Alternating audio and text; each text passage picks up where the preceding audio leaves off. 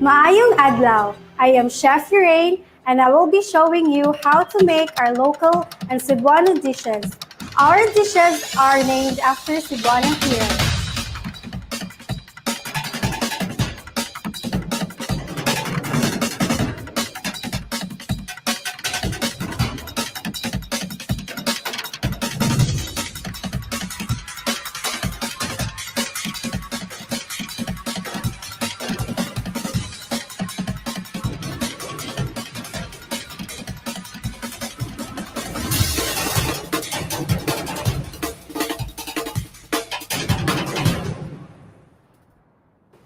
This is really healthy food.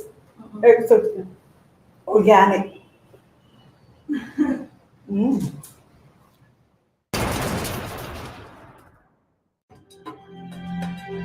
Mayong adlaw, I am Chef Kate, and today I will be showing to you how to make Cebuano or local dishes.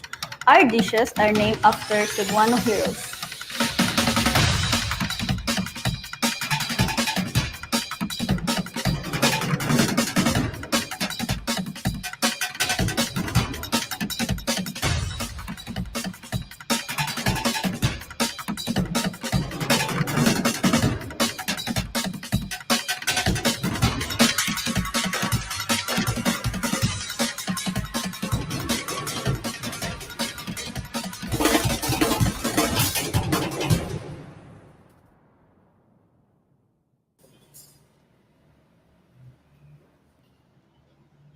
It's very good. It's nice. Yes, yes. It's soft. It's tender. There's sweetness to it.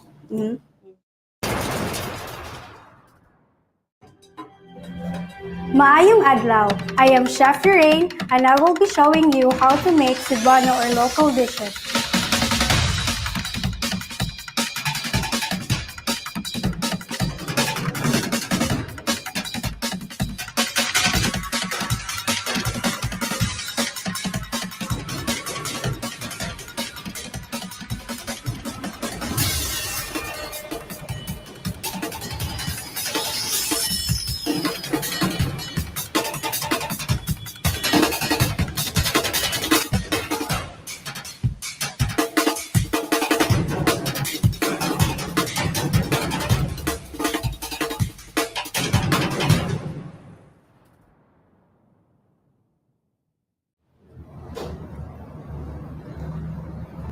Amazing.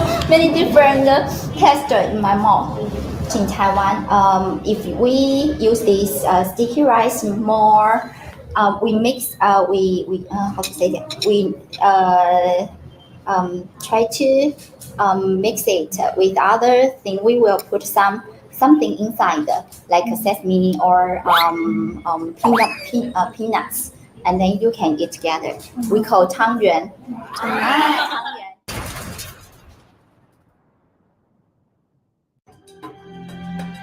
Maayong adlaw, I am Chef 𝐿 and I will be showing you how to cook local or Cebuano dishes.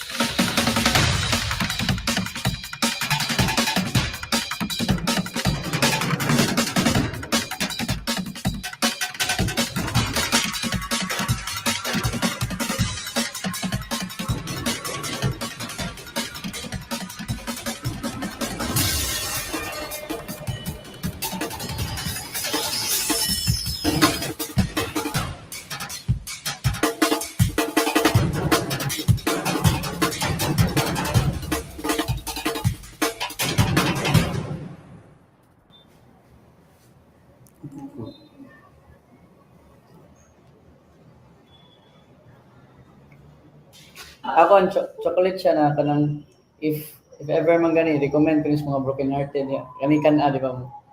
Okay kayo.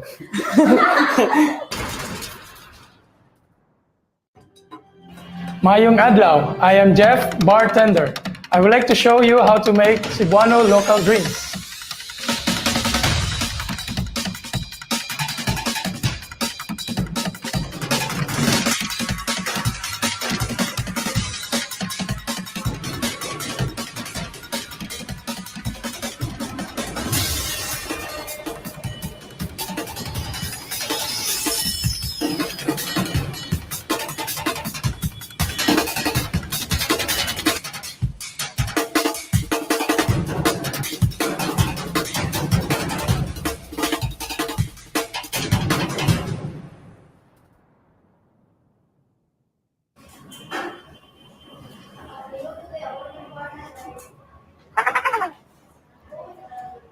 too because you can drink it continuously because it's not that sweet, but it's tasty enough to be drank by a person.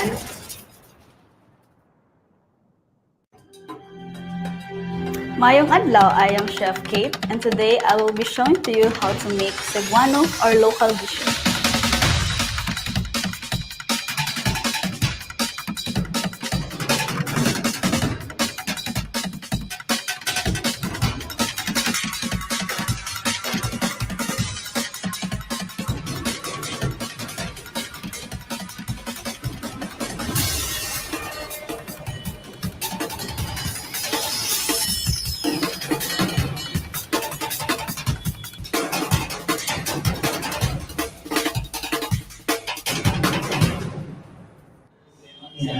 Alang halo-halo is very fine ice and very less halo. What made it perfect is the ubi halaya.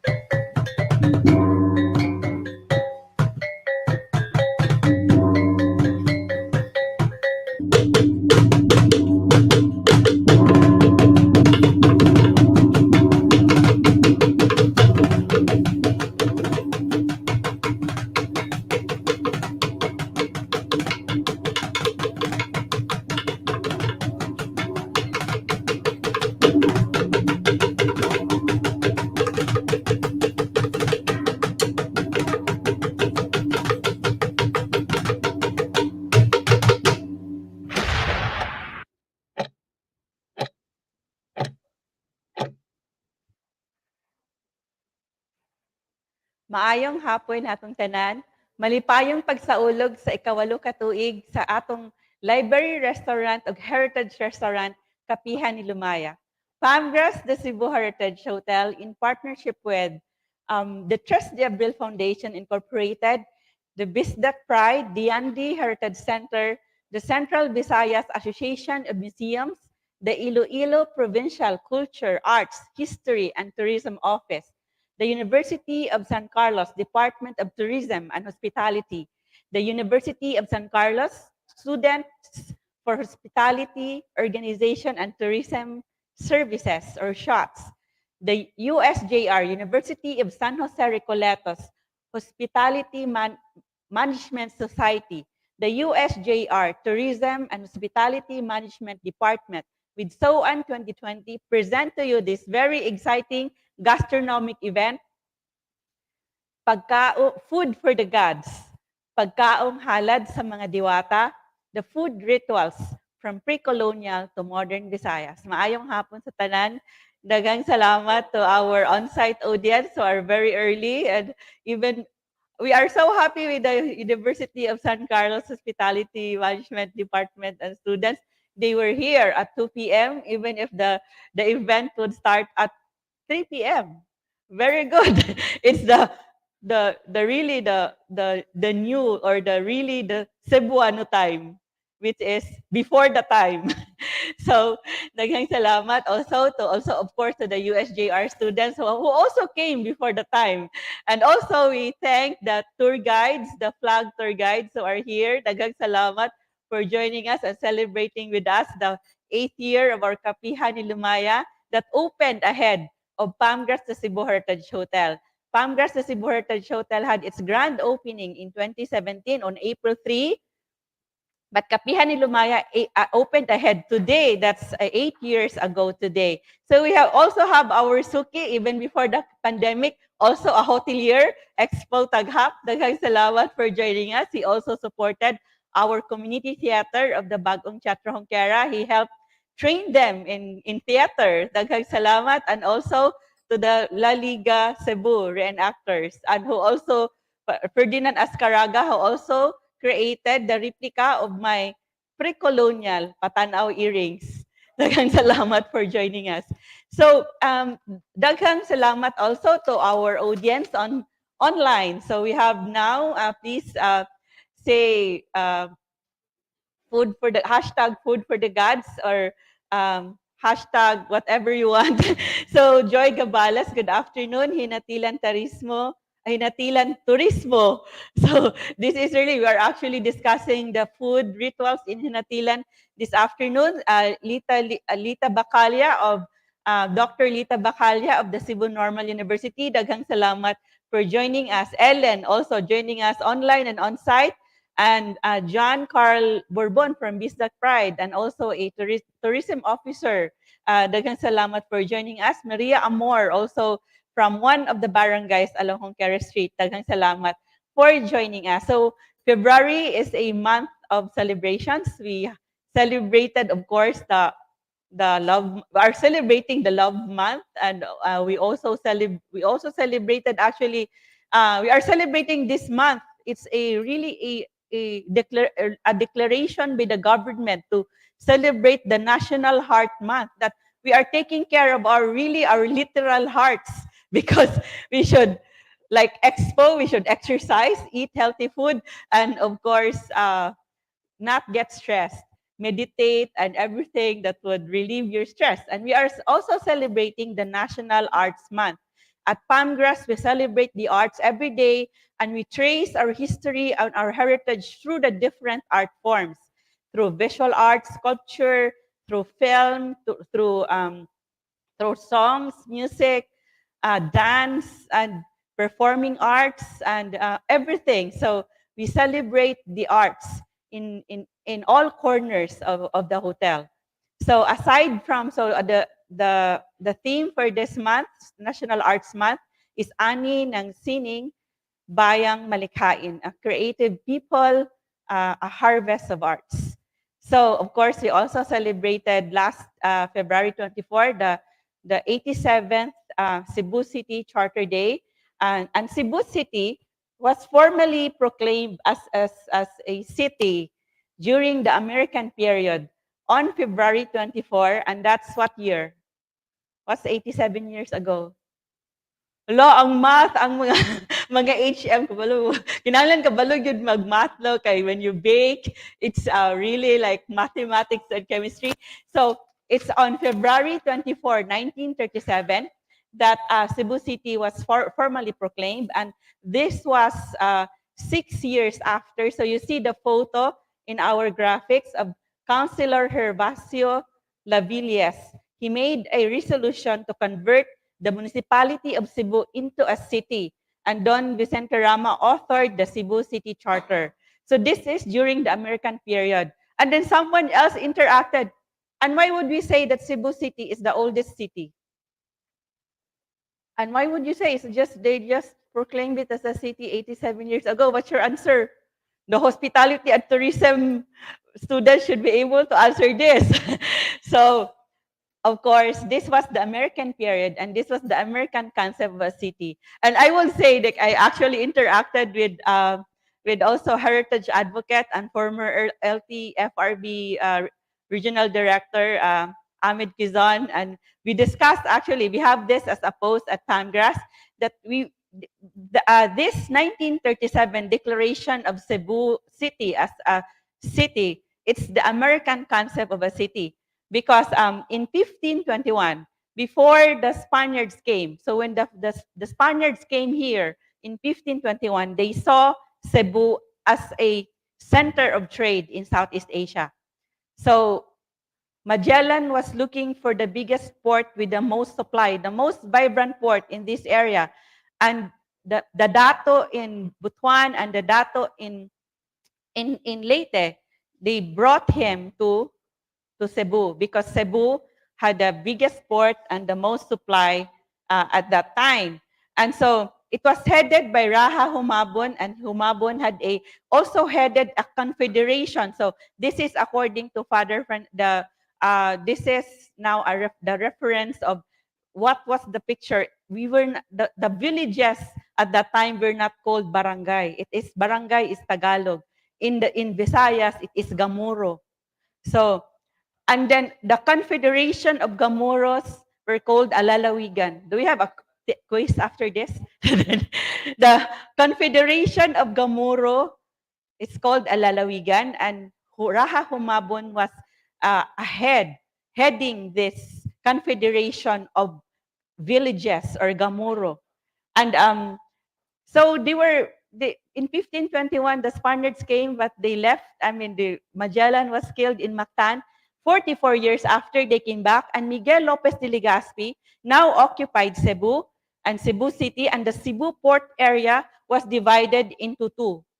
So the Cebu port area, did you know why Cebu is called Cebu? What is Cebu? S-I-B-O. Do you know what Cebu means? So it is according to Dr. Rizal Mujares in one of his books.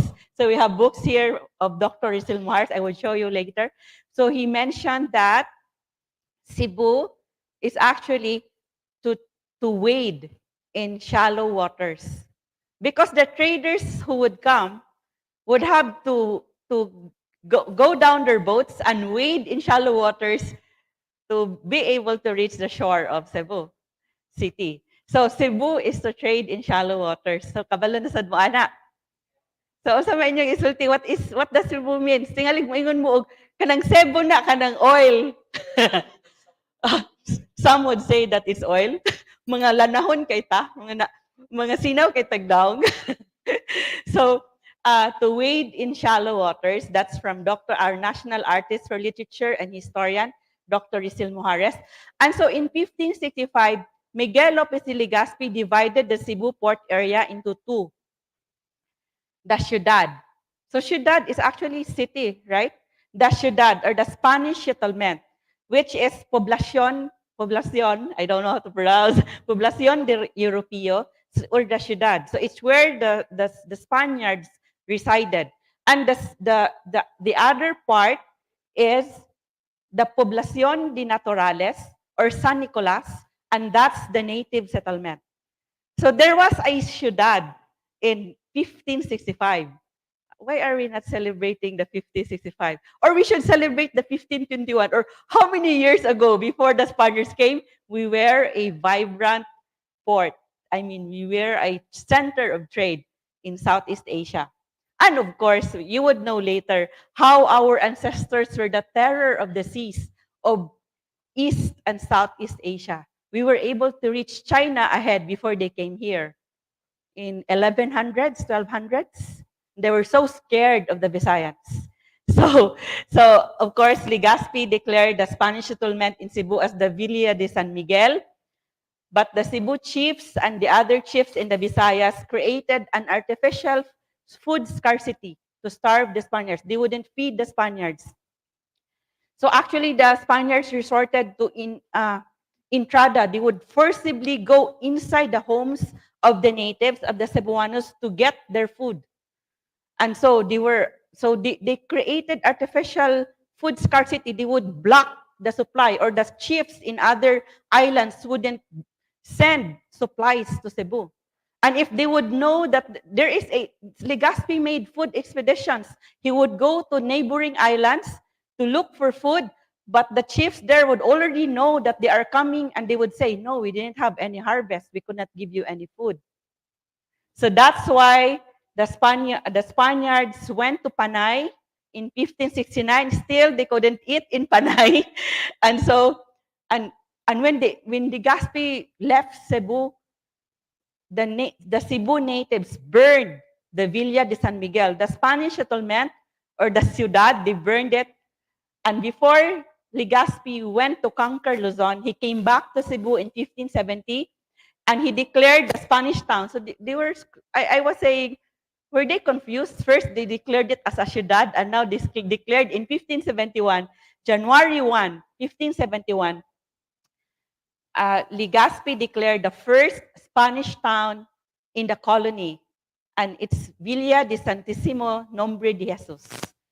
And he left some encomenderos in Cebu before he went to Manila, and but those encomenderos got sick and died. So they were actually poisoned by babaylanes, the spiritual leaders, the women, very powerful women and gays of Cebu, because only the women and the gays at that time can be spiritual leaders. So the references here are from Dr. Rizal Mujarez, Dakbayan, A Cultural History of Space in the Visayan City. This book of Dr. Rizal Mujarez, so this book of Dr. Rizal Mujarez also has accounts on the urbanization of Cebu from 1565 until during the Spanish period. So aside from this book, we also have as a reference a history of Christianity in the Philippines by T. Valentino Sitoy. And we also gathered some researches from professors, historians, Dr. Jobers Bersales and Dr. Lando Bernaga. So, more to a short history lesson of the Charter Day. So, unsay reaction? Maayong hapon sa tanan. We have Zelga, our voice coach of the Honquera Street, one of our voice coaches of the Honquera Street Children's Choir is watching. Alp Asa is watching online and also here on site. He just came from a island tour, right? And then Ellen is saying maayong hapon sa tanan. Daniel Nino Paklihan is saying maayong hapon and good to see you. So we are also very happy to share with you. I know you already know about this, that on the Charter Day, in the celebration of the 87th Cebu City Charter anniversary, Pamgras the Cebu Heritage Hotel has been awarded by the Cebu City as an outstanding institution.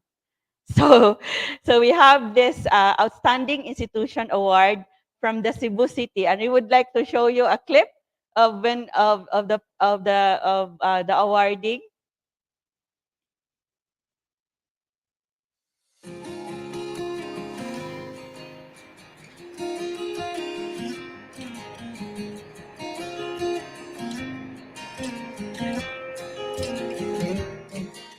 Palmgrass, the Cebu Heritage Hotel. To receive the awards are RG Pinag Wevinlando, Jethro Sando, Michael Apawan, and Elalyn Marie Bautro, in sincere appreciation of its unwavering commitment to preserving and promoting Cebu's cultural legacy through engaging exhibitions, book launches, and diverse events, cultivating a profound appreciation and understanding of Cebuano history among youth and local communities. So, daghang salamat. so, thank you very much to the Cebu City. Daghang salamat to the Cebu City government for recognizing and our efforts in our advocacy in cultural promoting and advancing Cebu's cultural heritage, and this is our award. So who would know that? Actually, they were asking. Why would when we first had in 2016 we had our soft opening, and then there was one who said, because we had displays already, and someone said, a hotel can never be a museum. And then some of our partners also defended and said, yes, a hotel can be a museum. And now we are really recognized as really a hotel museum. And we are awarded because of our advocacy for our culture and heritage. And not only that, it's because we have engaged the young people. We have always involved the young people. Even before the hotel was built, so our artworks are made by the fine art students of the UP Cebu, and they studied really the arts and the cultural heritage, the history of Cebu before they are able to make those artworks. So in all of our endeavors, we always have the youth as our partner, as our stakeholder because we believe that the future is of the youth and for the youth, because we want everyone to be inspired of our past, to be proud of our past, and to be proud of our identity as Cebuanos and as Filipinos. And we really dream of a better Cebu and a better Philippines because of the youth who are who are who are proud of their identity, and who are proud of what our ancestors did, of what our heroes did, of the blood, sweat, and tears that our heroes shed for a better Cebu and a better Philippines. So if the youth would know about this and would be proud of this, then the youth would all become all better leaders, or the best leaders of this country, of this community, no longer thinking first of themselves, but always thinking of what would benefit the majority, especially the poor. So that is our hope. That is why we do this, because we get inspired by our past. We get inspired by our heroes. So, di na rin mo man istorya. Magsugod na ta. So, founders ng Cebu Heritage Hotels, Heritage Restaurant, and Library Restaurant, Kapihan ni Lumaya, is celebrating today also the 8th anniversary. So that's why we have this event. So we have our tonight at 8 p.m. we will have the Kapihan ni Lumaya activities of Lamoy sa tuig 8. Tuig ikawalo. Ikawalong tuig sa Kapihan ni Lumaya. We will have an acoustic night, and you can jam and you can win the jammer of the night. We have an eating contest of pizza burger eating contest, only 5. So the first 5 to register would be eating the pizza. It is pizza with a burger with a pizza. The bun is a pizza. The first one to finish the burger would win. So you get to eat the burger, and then you also win. And we have a raffle draw for a 700 single receipt. You will be able to win any of these amazing prizes. And also a taste and tell contest. You taste it, and you guess what dish it is, and you describe it, and you win. We hope to have one of our resource persons to be the judge of that contest. And also we have also so now we would like to show you our chef at Kapihan ni Lumaya and our servers, and so who are the reason for our chefs and our servers are the reason that we are celebrating this today, the 8th year of Kapihan ni Lumaya, and you would see them in uniforms inspired by what the Spaniards saw in 1521. So Juana, the wife of Humabon, was wearing a black and white attire. She was the only one with a top, because most of the women that Pigafetta saw were topless, and they had tattoos on their arms, and also the men are in bahag. So, and they had gold jewelry from head to toe. The jewelry was very important, as they were amulets. Aside from being, it looks good, it's aesthetic, but they were also amulets, and also they believe that they can only go to paradise when they die if they have gold with them. So we have, pwede mo dool masulod si Rochelle sa camera. So we have server Rochelle at Kapihan ni Lumaya, and we have also Chef Mark in the chef's uniform. We have Chef Mark, and we have also Raven, warrior Raven of Kapihan ni Lumaya, also supposedly in bahag with tattoos. So daghang salamat to our Kapihan ni Lumaya kitchen and servers for serving this very flavorful and exciting Cebu history and heritage right on our plates. And thank you for serving us the Cebuano cuisine and Food for Heroes dishes for 8 years. Daghang salamat. Smile, said mo. Smile. So daghang salamat to our partners. We have already mentioned them. So we thank also the Bisdec Pride, the Andy Heritage Center, the Iloilo Provincial Tourism Office, USC Department of Tourism and Hospitality, and the USJR hospitality and tourism and hospitality management department. Daghang salamat for partnering with us and learning about the history of our cuisine, our culinary heritage. So we would also like to recognize our participants who registered online. So aside from those who are maayong kahaponon from Bungot King, and we have also Catherine Adlawan Sanchez. Good afternoon. Also, Alexandra is watching from Cagayan de Oro. Daghang salamat. And Marbs Bascon, our history researcher from Talisay City College. Daghang salamat for joining us. Mark Louis, BSHM. Daghang, is this from USJR? Daghang salamat for joining. So we also have our participants who registered. Samahan na nagkakaisang pamilya ng Pantawid, someone from SNPP. We have also from Provincial Culture, Arts, History, and Tourism Office of Iloilo. Daghang salamat. We have a participant from the University of San Agustin in Iloilo. So this is actually from the Agustinians, a school of the Agustinians, also one of our partners in our events. We have also from Terraza Cafe in Bantayan. We have a participant from the West Visayas State University, from Flag Tour Guides, USC Department of Tourism and Hospitality, and USJR Hospitality Management Society. We have someone from the World Apostolate of Fatima. Daghang salamat for joining us, and also from someone who works with high precision diagnostics. Daghang salamat for joining.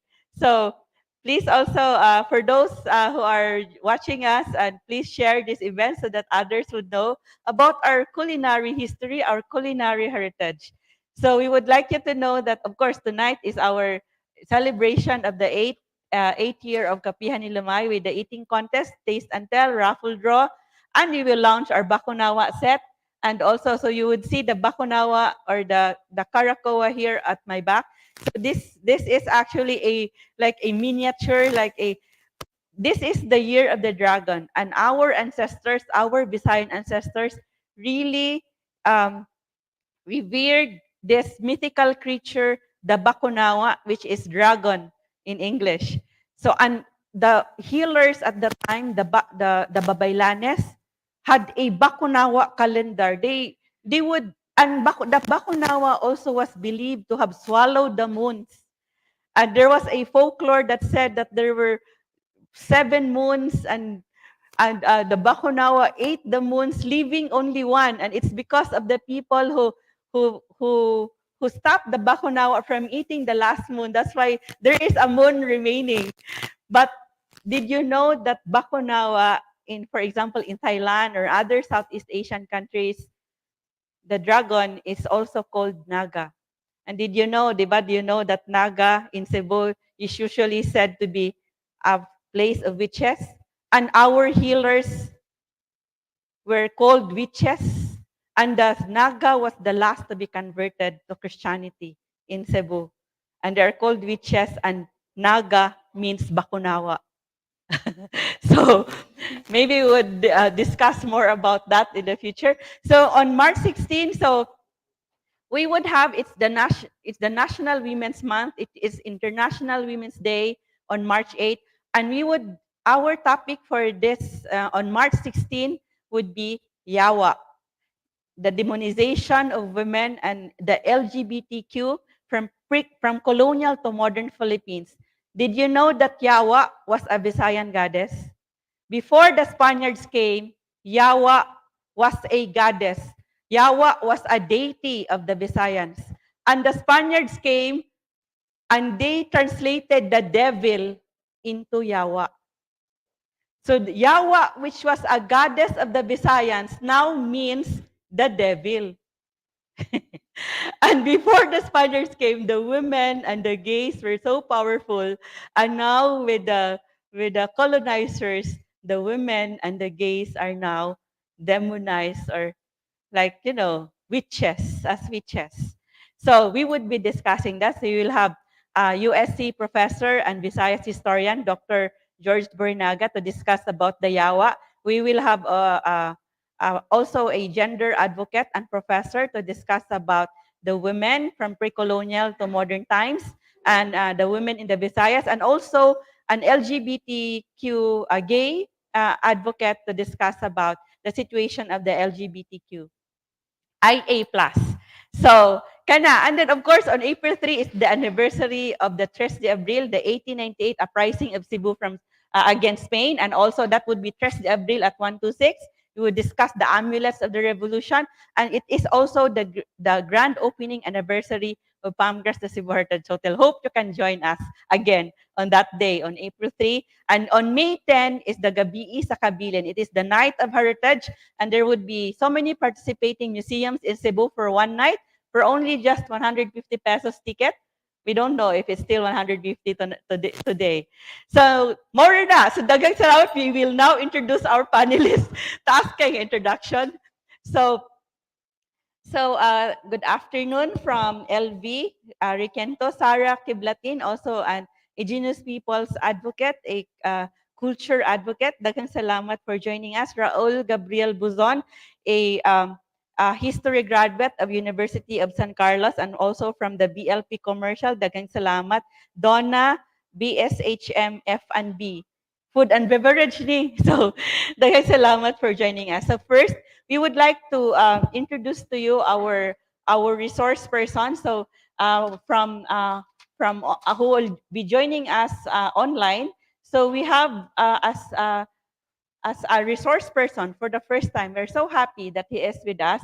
He was a freelance travel writer, event organizer, and tourism teacher and cultural worker.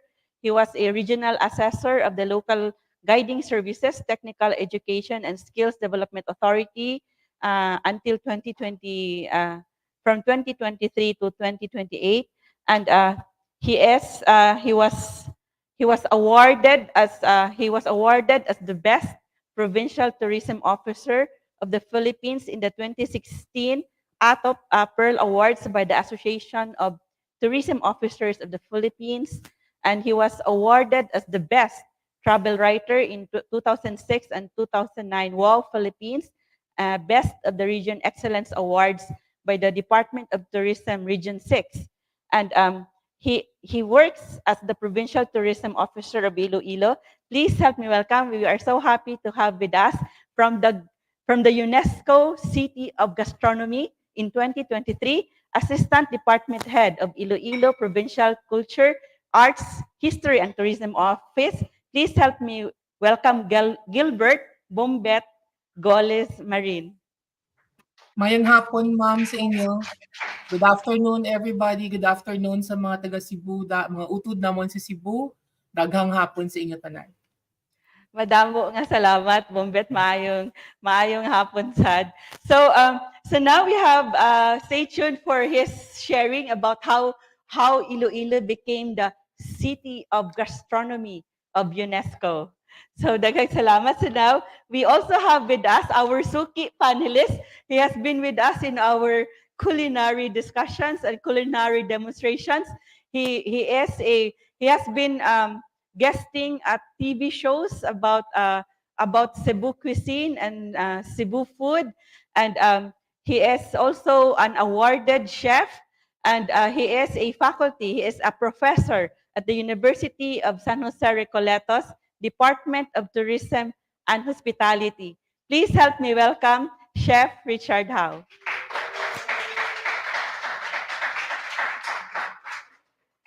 So, daghang salamat to Chef Richard Howe. Please adjust. Yes.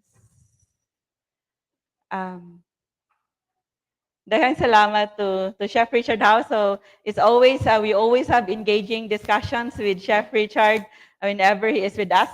Please adjust the camera so that it would have less space. So, mag-direct sa ko. So, daghang salamat, everyone. So, we have also from Chris, BB, from BB Lewinsky from the tour guides. Good afternoon. And Donna says, maayong hapon from BSHM F&B.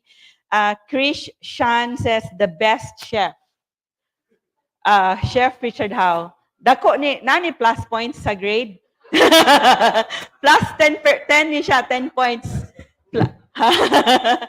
So daghang salamat. So to the comments, and also we will have a panel discussion with our resource persons. We will have reactions from the audience. And we will have food demonstrations from our chef. So may we show, dili na natin show si chef. Chef. So we will have the demonstration. We will have the demonstration with, pwede na to hatagan og microphone si chef to greet. So we have one of our chefs at Kapihan ni Lumaya. One of our chefs at Kapihan ni Lumaya, Chef Mark, to give the food demonstration. So he was not the only one who cooked these dishes that he would show. So we will have, he actually has a team with Chef Fredo as the head chef. And sige, Chef Mark, please greet. Mayong hapon. Mayong hapon sa tanan. Mayong pagsaulog sa ikawalo ka tuig sa Kapihan ni Lumaya. Salamat. Salamat. So guys, salamat Chef Mark. So kinahanglan gyud ay mag-practice gyud og story ang mga chef, no? So ang mga chef kay kinahanglan sad mag-public speaking aside from cooking.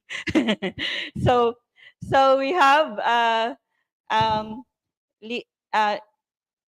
Lita says, maayo jud na siya, nakatilaw ko sa giluto niya in 2022. So, since 2022, nakatilaw na ko no, si Dr. Lita Bacalya of the CNU sa giluto ni Chef Mark. Lami jud ko no. So, daghang salamat, Dr. Lita. So, now we would like to, there is actually a trivia quiz with exciting prizes. You would win exciting prizes if you are able to answer the questions at the end of the conversations with our resource person. So you should take note of the discussion. So we would like you to know also, we would like to share with you, we have been sharing this in our previous discussions. We have like a Babaylan series. We have been discussing rituals, the dance rituals, like the rituals during death, and in burial rituals, like rituals involving fabrics. Now we are discussing this afternoon the rituals involving food. So when the Spaniards came in 1521, they already saw this Babaylan ritual. So we have that version when we started in the countdown. You have seen that woman dancing. So we actually got that from the description of Pigafetta of a Babaylan ritual in Cebu in 1521. So there is a pag-anito ritual. It's a solemn pag-anito. So anito is the deity. So our anitos were for the Visayans, for the Visayans, everything in nature has a deity or a nature spirit. There is even the indigenous peoples until today believe that there are custodian spirits in nature, in the trees, in the forest, in the rivers, the water, the seas, and the soil. You cannot do anything with nature unless you offer to the deities, to the spirits that is guarding, to the spirits guarding those those in nature. So you cannot even slaughter a pig in 1521. You cannot slaughter a pig. Until today, they have to, if you cut a tree, you cannot just cut a tree in indigenous communities. You cannot just cut a tree. Even the weapons, the iron has a ritual. From birth until death, there is a ritual. And in pre-colonial times, only the women and the gays can facilitate the ritual. They were the only ones who could communicate with the deities or with the gods. And in those rituals, there is always music and dancing. So it's described by Pigafetta that the site of the ritual site was adorned with green branches, with palm leaf cloths, with fabrics, the indigenous fabrics, with colorful blankets, with offerings, and with red blossoms, like another translation of this were roses, but it's blossoms in another translation. Roasted fish, rice, and millet cakes, and wrapped in leaves. So there were already like putumaya and budbud and budbud kabug at the time, or rice cakes and millet cakes, and a piece of imported cambay cloth were set on large plates, and a large hog, like a pig, raised and fattened for this end, lay bound on a mat or a banig, and with music provided by gongs. That's why we have a gong here, by drums, and resonant porcelain plates. So they already had trading with China. They already had porcelain at that time.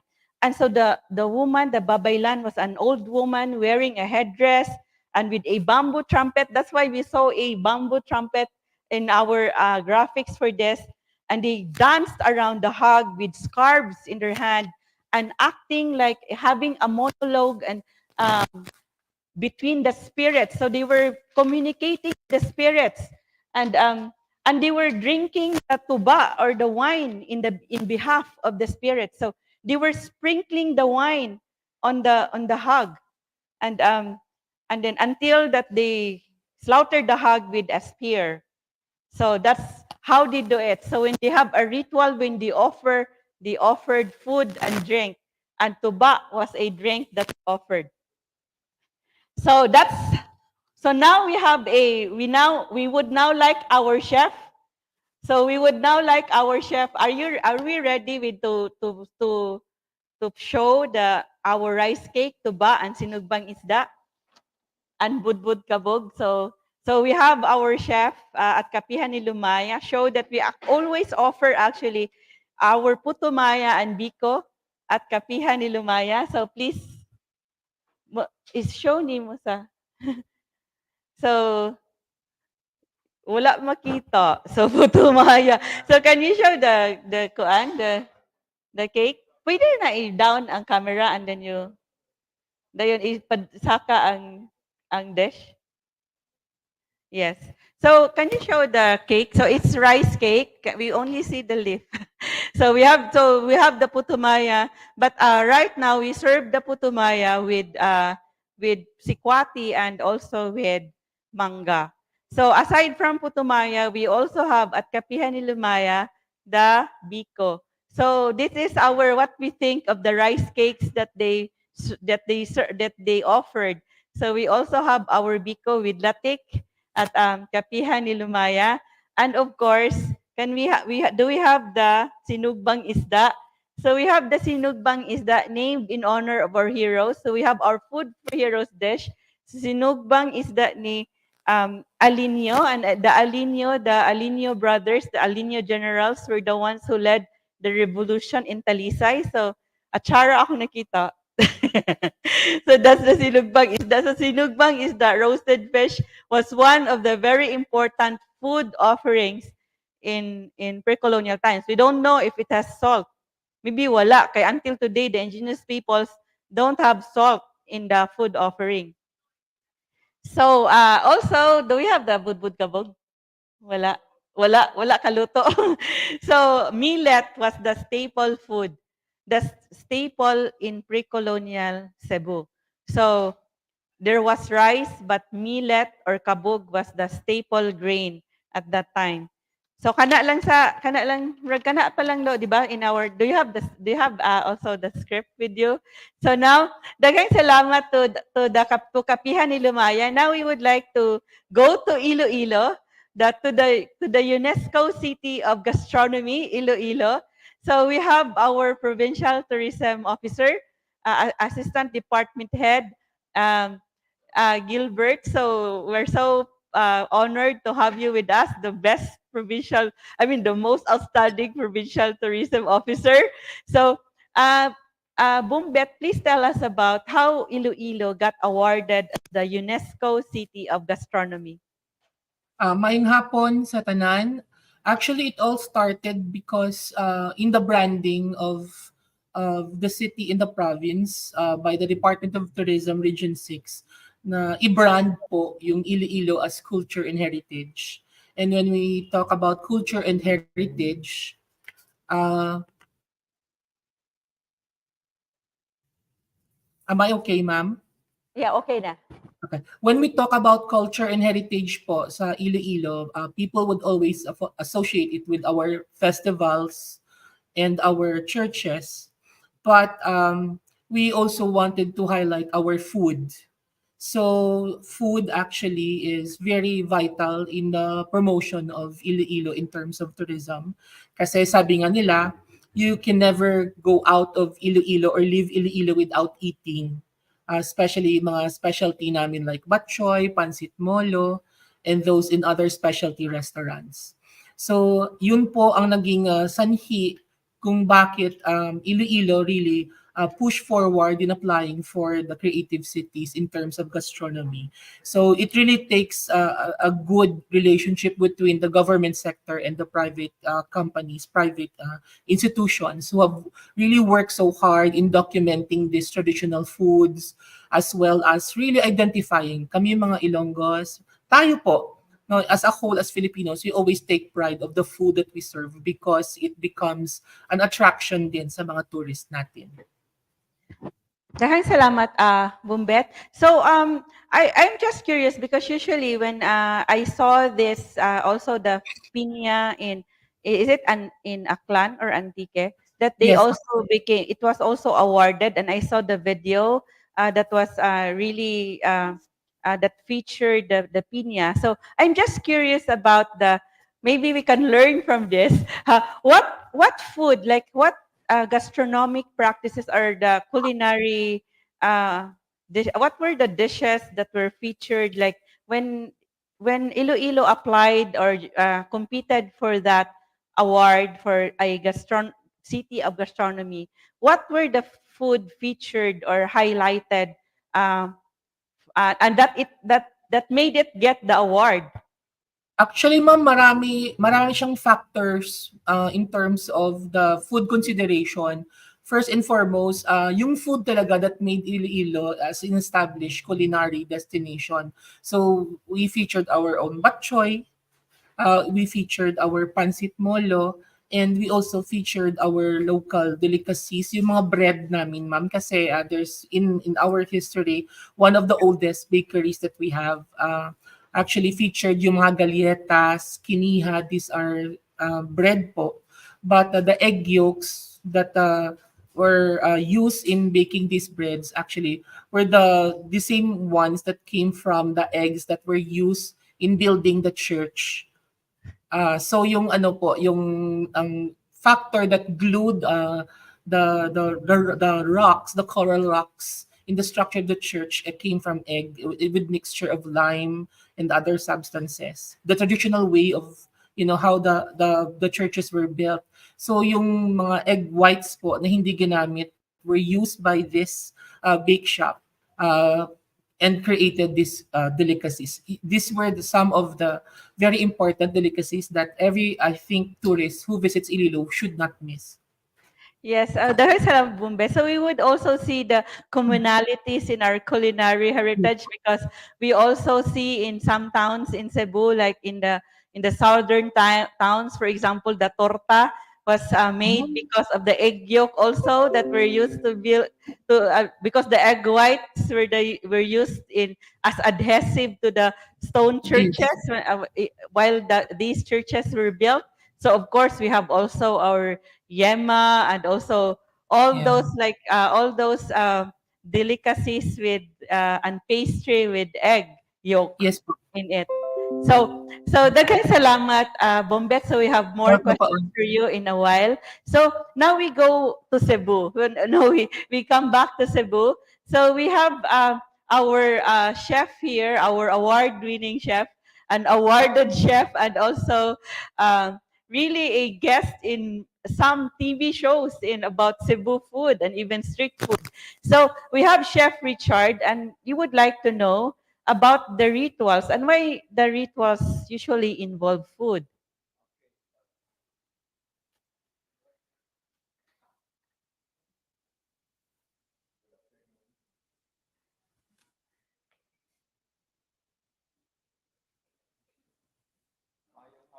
Tanan, especially sa akong friend from University of San Carlos, si Sir Nelson Culyamar. Thank you for attending the said forum. Actually, I miss you ha. Dugay na tayo na nagkita. Kaya nawala imong cellphone.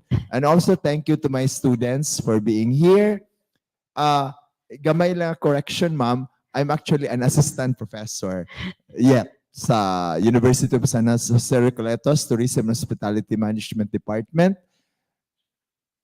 And yeah, I appeared in food show, local food show. Can we show the slide, the summary of our research?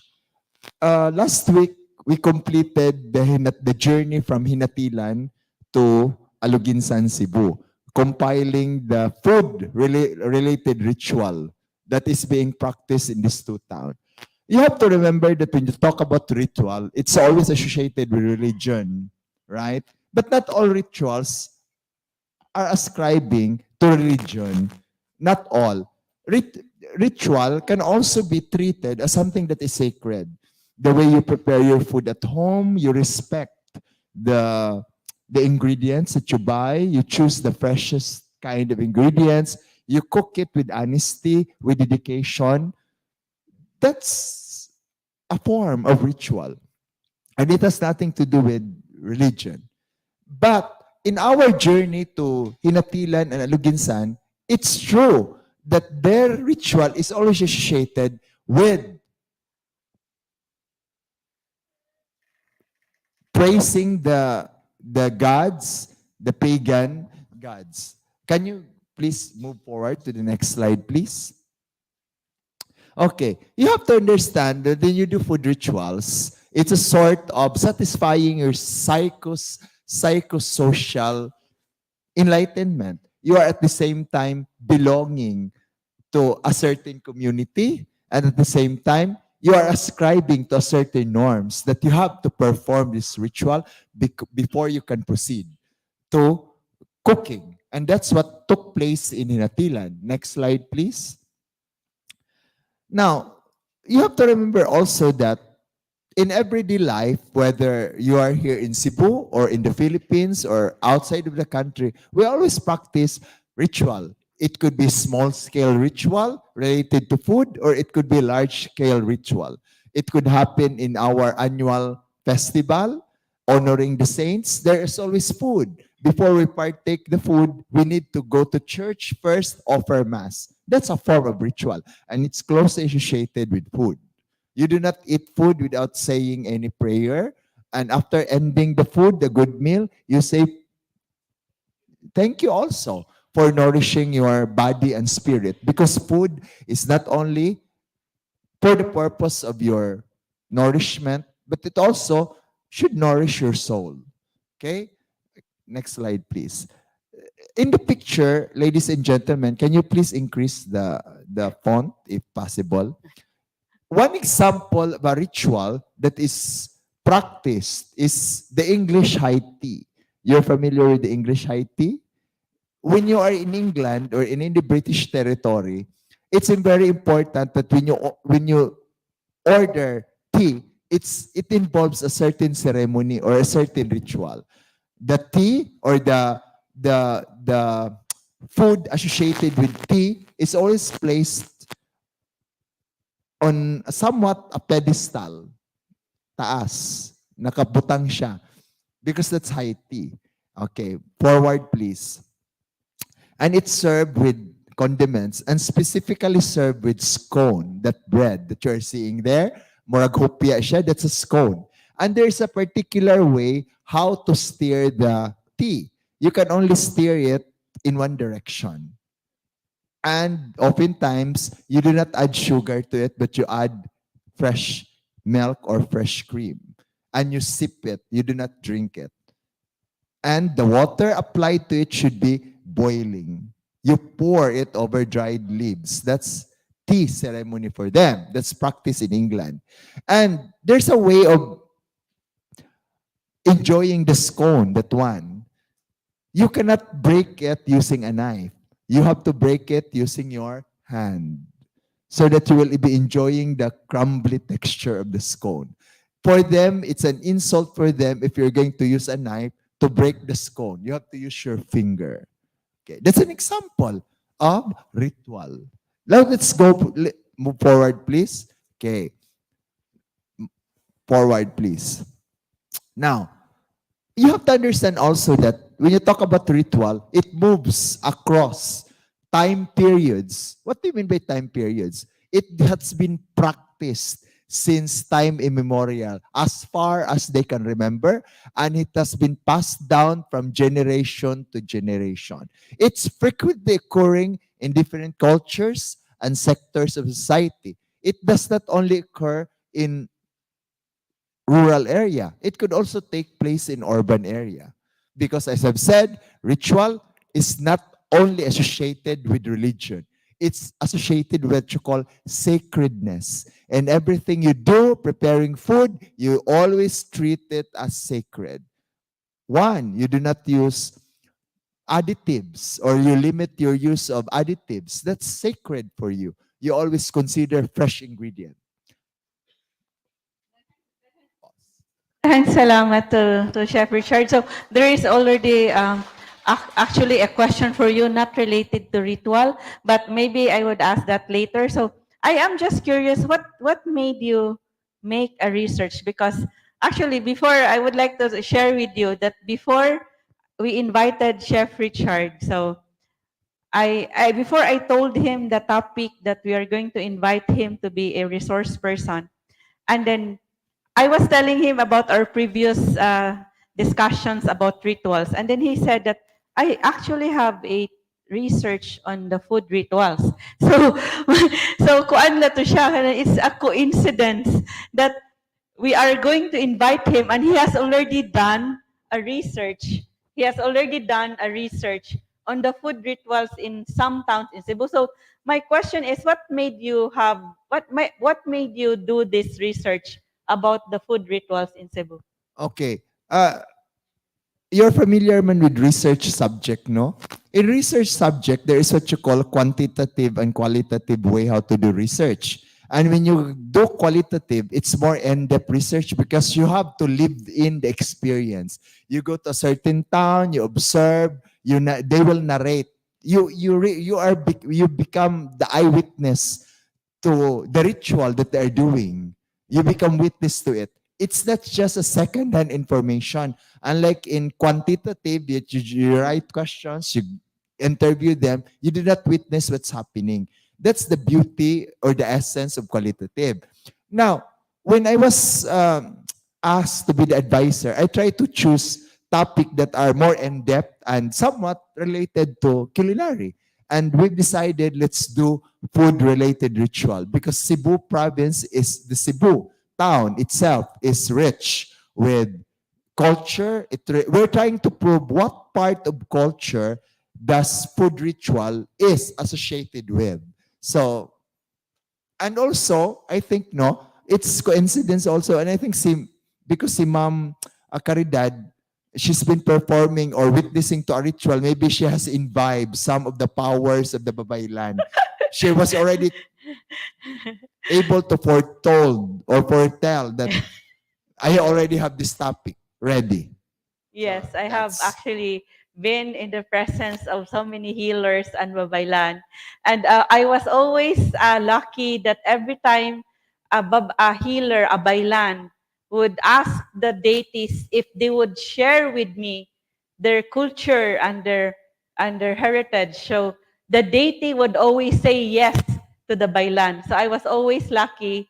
I am favored by the deities. So daghang salamat. Masalamat ug kay sa magbabaya. Damo nga salamat sa tanang mga diwata all over Visayas, Mindanao, and other parts of the archipelago. So now we go back to the demonstration. So Chef Richard was saying that there would be no like additives, like like salt. So now may we have our chef, to give the demonstration. When I was among the bailans of the indigenous communities of Mindanao in the Higaunon and Talaandig cultural community, they actually asked this. They actually slaughtered 3 kinds of the feathers of the chicken. There is a white feathered chicken, a red feathered chicken, and a black feathered chicken. They believe that you always give offering to all the deities and the spirits, even the dark spirits.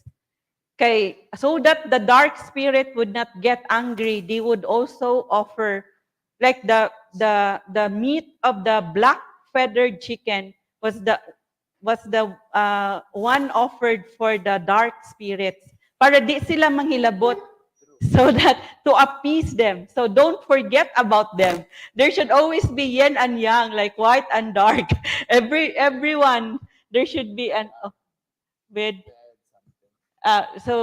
Chef Richard would like to add something. You're right, Ma'am Caridad, because in the performing of ritual for both Tinatilan and Luginsan, they do not recognize whether they are offering it to the good spirit or bad spirit. One purpose is for them to offer them as appease them so that they will not be harming the community. So they do not specifically recognize, unlike in religion that we offer, if you are Catholic, we offer our prayers straight to Jesus Christ or God the Father, right? But in the ritual, there is no distinct line whether they are offering it to the, to the harmful one or the good one. Daghang salamat, Chef Richard. So manok Bisaya was an offering. We have tinuang manok Bisaya at Pamgras Kapihan ni Lumaya.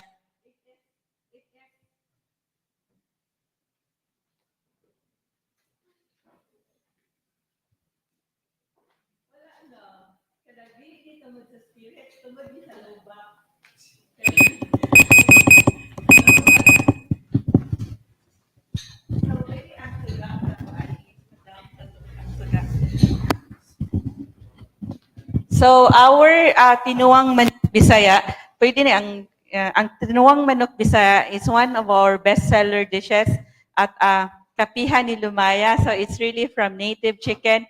But of course, unlike in the food offering, it has salt. Of course, with lemongrass and other spices. Daghang salamat to Chef Mark for that. So now we would go back to Iloilo, to the UNESCO City of Gastronomy, declared in 2023. And they have this also cultural mapping and research.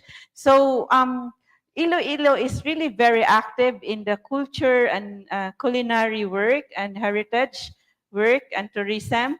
So we would like to know from Bombet, the tourism officer, provincial tourism officer, regarding the highlights of the rituals practiced in the municipalities that they have documented.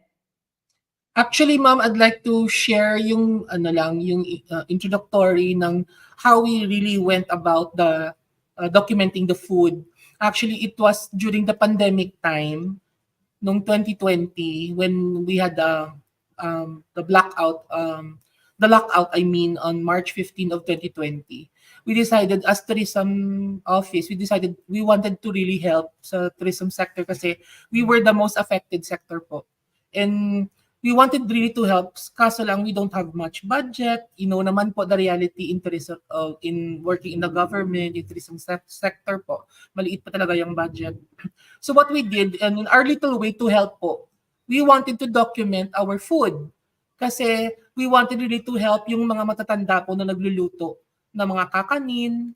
So they were the ones who were highly affected because hindi po sila makalabas kasi senior citizens, bawal, sarado yung mga tindahan, and they cannot go out of their homes. So we wanted to help them kasi, of course, selling these foods and cooking them puts food on their table to feed their children and their family. So we wanted to help.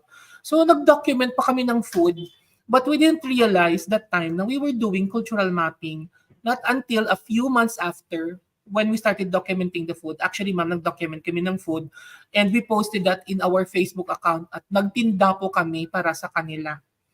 So, para ma-continue po yung income na sa kanila, that they can feed their families and continue, of course, things that they love to do kasi matatanda na sila.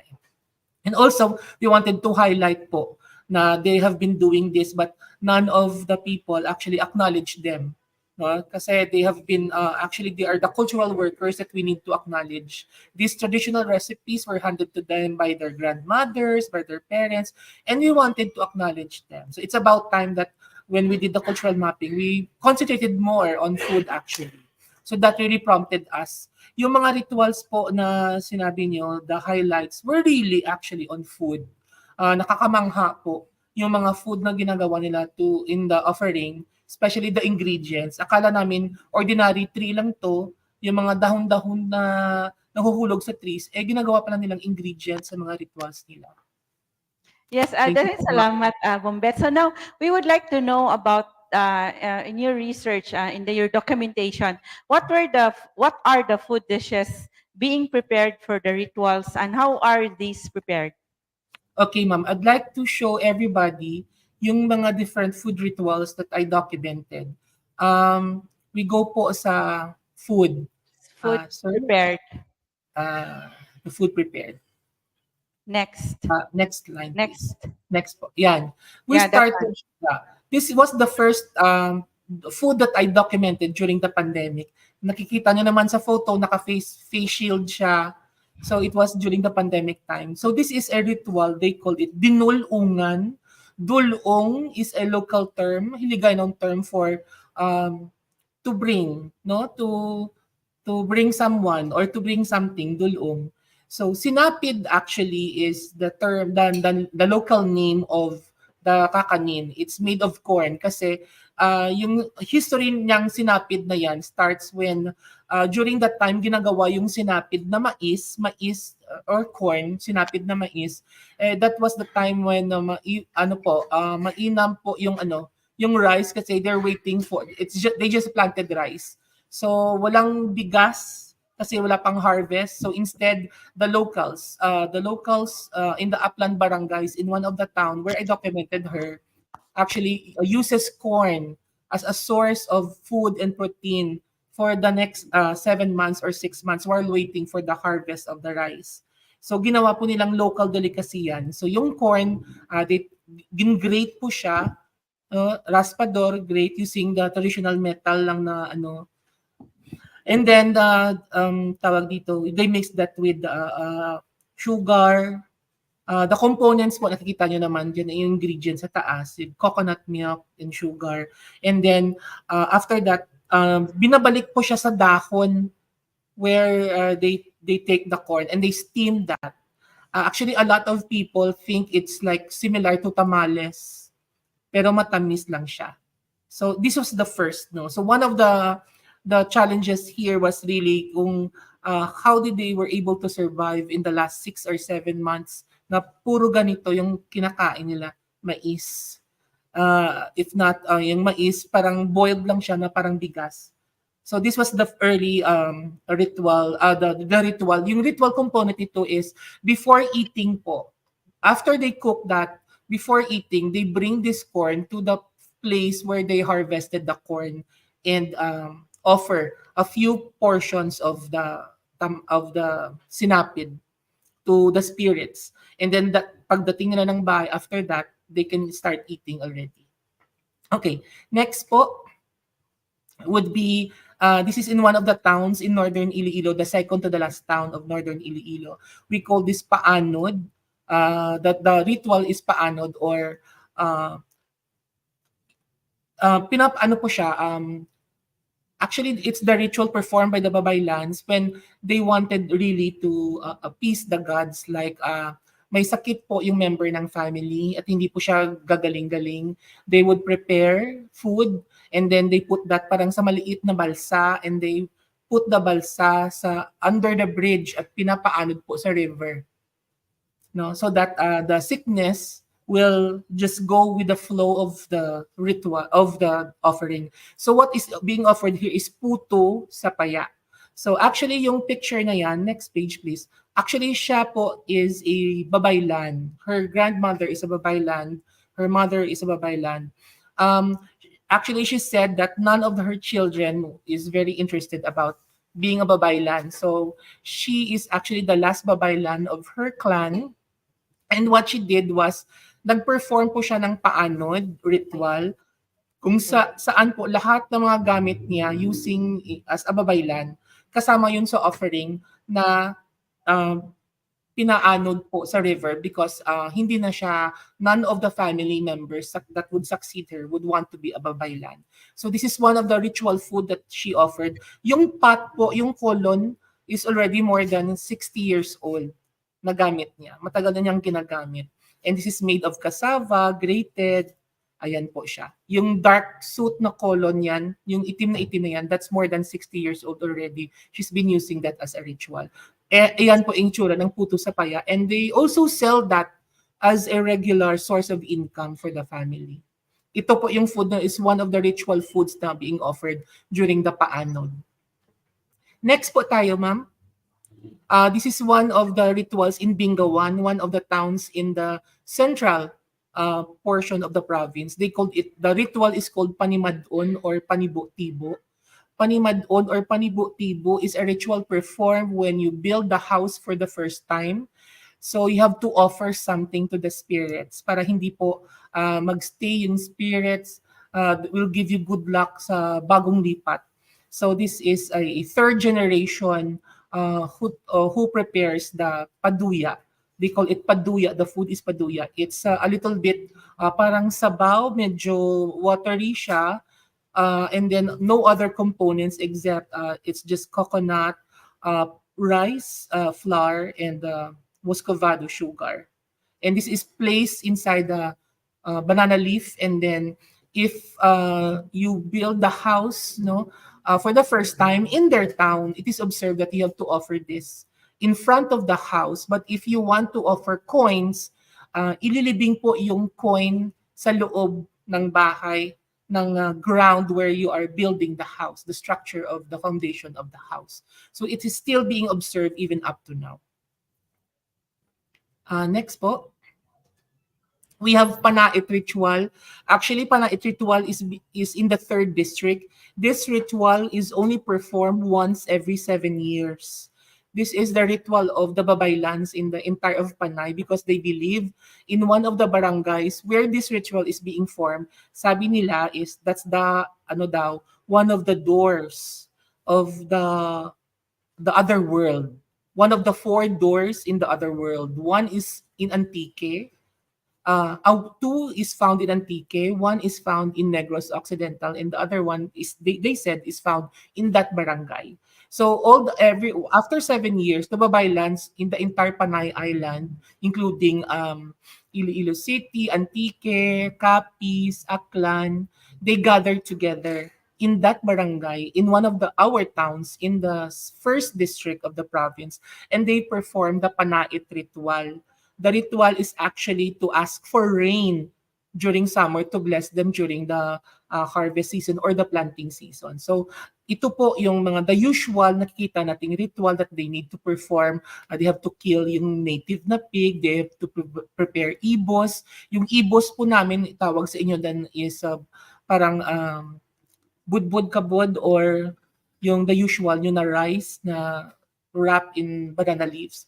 These are samples of the offerings, but actually they're going to perform again this coming Holy Week. So I will be there going again to take photos kasi akong kumuha ng mga picture na to 7 years ago, and I'm going there again to see and witness and interview and take photos to document them. Next, please. Then we have kumbida.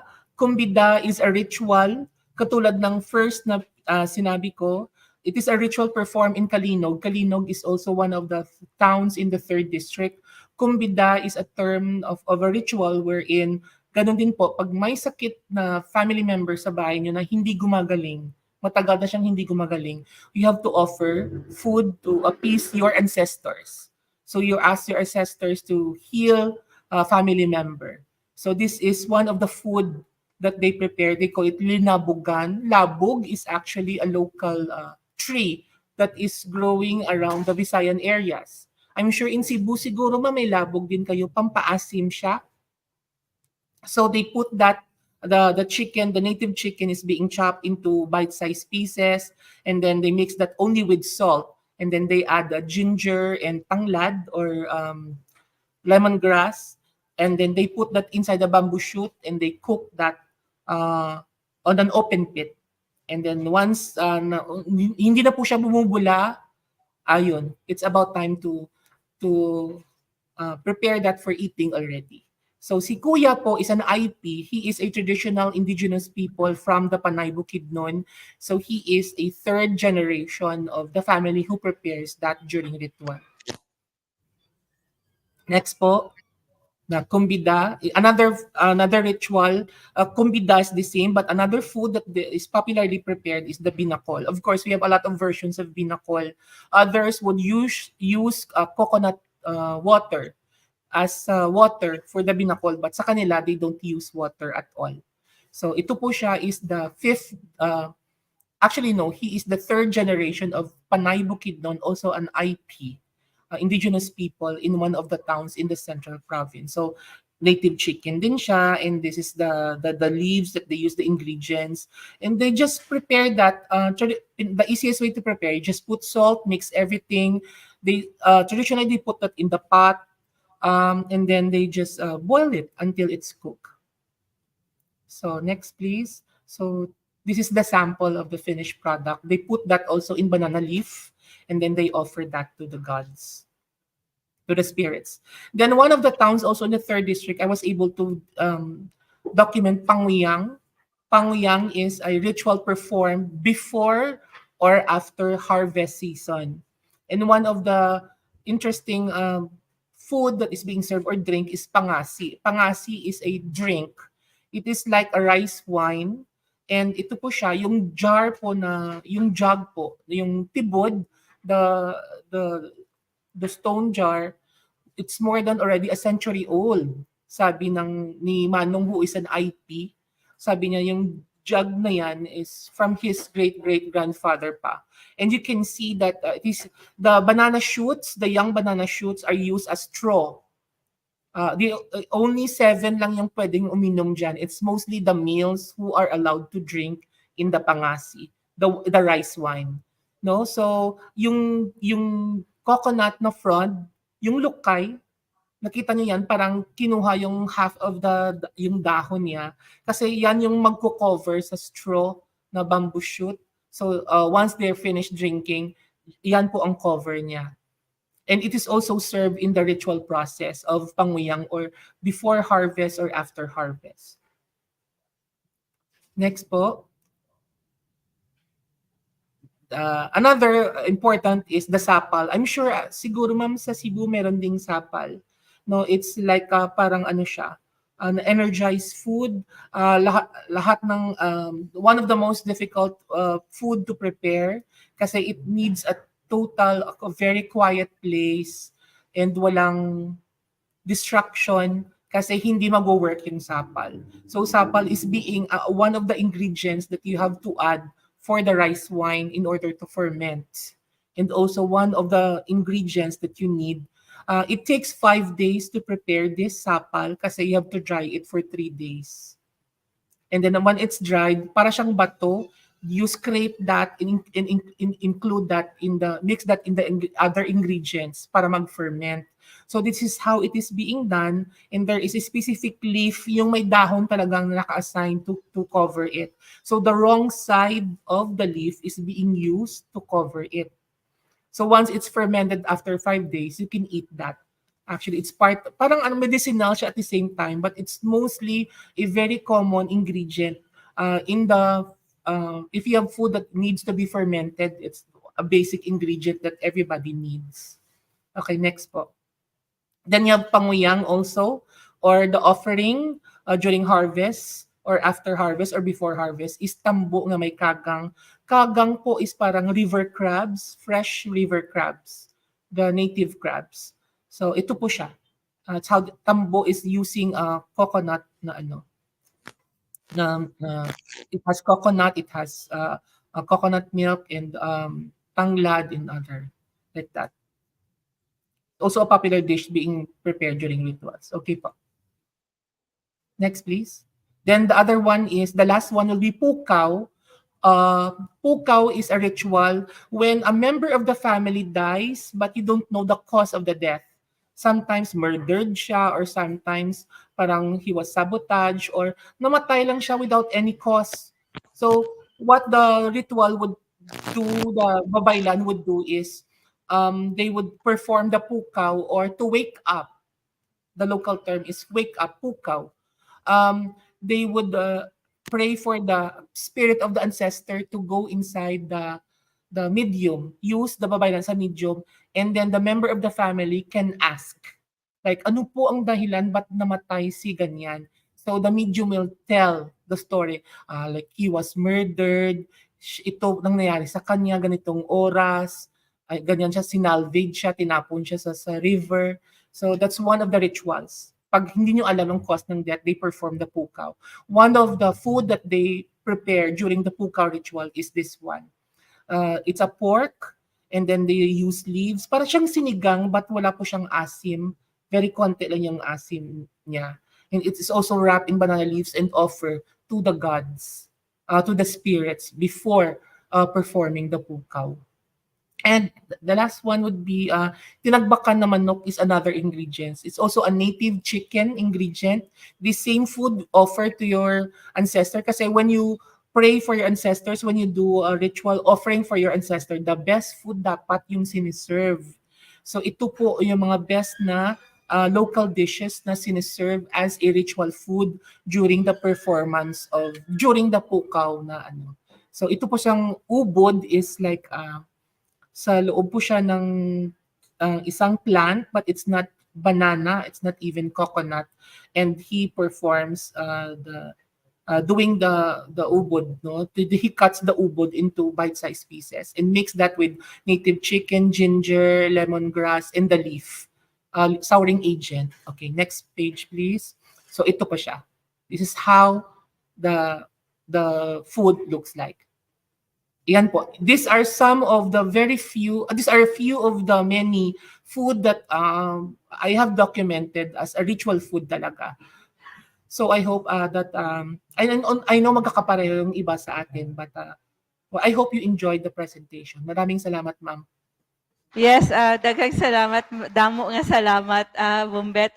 One of our audience was saying, makagutom nga topic. So from my batchmate from UP Cebu, Rosefe, daghang salamat for your comment. And also thank you to also classmate from the Freeman, Edda, for joining us and watching.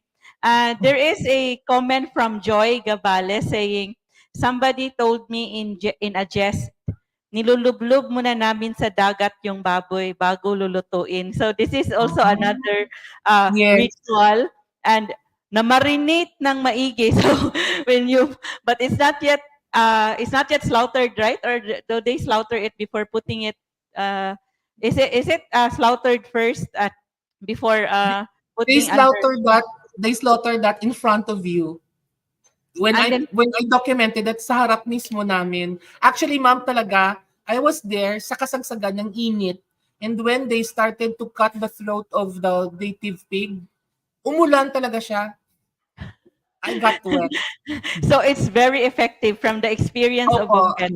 So we have Kent watching from Pateros National High School. Magandang hapon. Ray Christian de la Calzada saying good afternoon. Danny is watching from Lapu-Lapu City. Nina and Shaske says good afternoon. They don't please say from where are you. And Ranay Lenny Molina is saying maayong hapon sa tanan from Taguig City and Pateros. Therese is watching from Pateros National High School. And Leo is saying, when you discuss about that corn delicacy, Leo is saying similar to pintos and binaki. It's binaki here in Cebu and pintos. In Pintos in Pintos. So Chef Richard is also interacting. So Kent De La Peña from Pateros National High School, and also yes, Ellen says mas lami gyud tong putumaya with mangga para sa snacks with A. So they wanted putumaya for the snacks here. They are just offering tablia cupcakes right now. Ngayong hapon from USJR, from Jan Jan. So actually, there is a taste and tell contest later. And so, and also if you want to join the pizza burger eating contest, and also, sa patay uban? Taste and tell, no? So, daghang salamat, Bumbe. Thank you very much for sharing with us your research. It's a very good research because we only know, like many of us, like the culinary students here or the hospitality management students would only know about European dishes or international dishes, but we don't know that, we don't usually know how our dishes, like the native dishes, are being prepared, like with those indigenous and local ingredients and leaves, and the manner how these food dishes are prepared. So that's why we really made it a point to serve local dishes here at Pamgras Kapihan ni Lumaya. So at that time in 2016, when we started, we were the only ones who served kapi mais, and we only were the ones only serving putumaya and even binignit. Our binignit is a bestseller right now. Almost all major hotels want to sell binignit and sikwati and those native delicacies. So, taghang salamat for joining us in our culinary heritage advocacy. So now we would like also you to know that here at Pamgras, we have these books that tell us about our ancient practices. So we have a ritual pot. So our babaylanes. So Chef Richard was asking regarding in pre-colonial times, of course the babaylan, the spiritual leader is called babaylan. That's a woman. So they have pots and they have written their chants and prayers on the ritual pots. And this is deciphered by Dr. Orlando Burinaga in this book, Surat Binisaya. That's why we would know that there were human sacrifice. They would have prayers for the sick, as mentioned by Bombet in Iloilo. Even until today, it's being practiced when there is someone who gets sick and when someone dies, they have rituals. So also we have this book at our library restaurant, our Basahanan ni Lumaya. This book, Pigafetta's Philippine Picnic. In Feliz Prudente Santa Maria, a food historian, wrote this book mentioning the food that Pigafetta saw when he came to Cebu. So it is mentioned here that millet. So when we read also Pigafetta, at that time millet was the staple food, and Pigafetta said that when their men, actually when their men or their crew would go ashore, like they would always be invited to eat and to drink. And when they first saw Raha Humabon was in his palace, and it's there at that place where the Humabon, like Hamabar, the park there across the Cathedral Museum. So that part there, or even the Sugbo, the Plaza Sugbo, it's the place of the Raha Humabon's palace. And Magellan saw him eating turtle eggs. And so at that time, the Cebuanos also had rice, swine, pigs, goats, fowls, root crops. And they said also that the Pigafetta mentioned that the Cebuanos would invite everyone to eat and drink, and other missionaries would say, like Alcina would say, the Cebuanos would always drink. So they would, in all festivities and in all meals, there should be wine, and that's tuba. And according to Pigafetta, he saw that they were drinking tuba. So do we have tuba there? So can you serve me? May you serve me tuba? So tuba was offered to the gods. It's offered to the gods, and it's also their drink. They would drink it with a reed, and there was a communal drinking. They would put it in a clay jar and have a reed, like it's a straw with a reed. They would have a straw with it. That's why we had a tuba drinking contest before, using a straw. And so, daghang salamat for that. So, in the past, I used to taste the tuba. And even if I would really say it's lami. Pero lami man gyud ang tuba. So the first time I drank tuba without the tungog. So Professor George Bernaga was here last night and he was telling me about the tuba in Leyte, that the tuba in pre-colonial times was really the tuba with no tungog. Then the first time I drank tuba, have you drank tuba? Bagong dawat? Grabe gyud. It's sweet and then you would get lagi mahubog, nahubog yun ko, just like a half of a glass of tuba. Nahubog ko, my limbs got numbed sa tuba. So and also Pigafetta described the viands as half cooked and very salty. So mga kinilaw ni, tingali. And very salty. So maybe ang mga fermented na nga kuan, nga mga fish or ginamos to or buwad or whatever he ate. But they drink frequently through the jars, and their meal times would last from 5 to 6 hours. So you would see how they really enjoy their food, because when they have food, they also have dancing and singing and performances, of course, rituals. So it is here in Pigafetta's Philippine Picnic by Feliz Prudente Santa Maria, a culinary heritage writer, saying that there were ingredients in the dishes like banana, chicken, cinnamon, cloves, coconut, crab, egg, fish, and there were different kinds of fish, like a multicolored fish. There are different kinds of fish, and there was already the other ingredients were garlic, ginger. There was goat, there was gourd, hog, honey, millet, orange, panicum, pepper, sorgo, vinegar, water. So these were already, so this is in, barato ra kaini nga book. So, Jericho Tellen says, maayong hapon sa tanan from Astoria. Sobi Wing from Canada. Sobi Wing is a Visayan culture advocate and he is the administrator of the page, Visayan culture page. The Visayan culture page has members from the different parts of the world. And Sobi is saying, very happy to hear these food rituals survive today. Daghang salamat for all the research conducted and what is shared karon. So Sobi is also learning Bisaya. His mother is from Cebu, but he grew up in Canada. So daghang salamat, Sobi. Maayong hapon from Aura May Magallanes, and also Rodora says, watching here from El Pardo, a tour guide.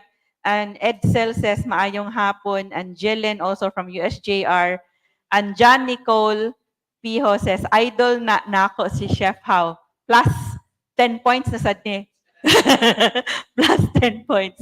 So, daghang salamat to everyone. So, our chef at Kapihan ni Lumaya would also show us our native dishes.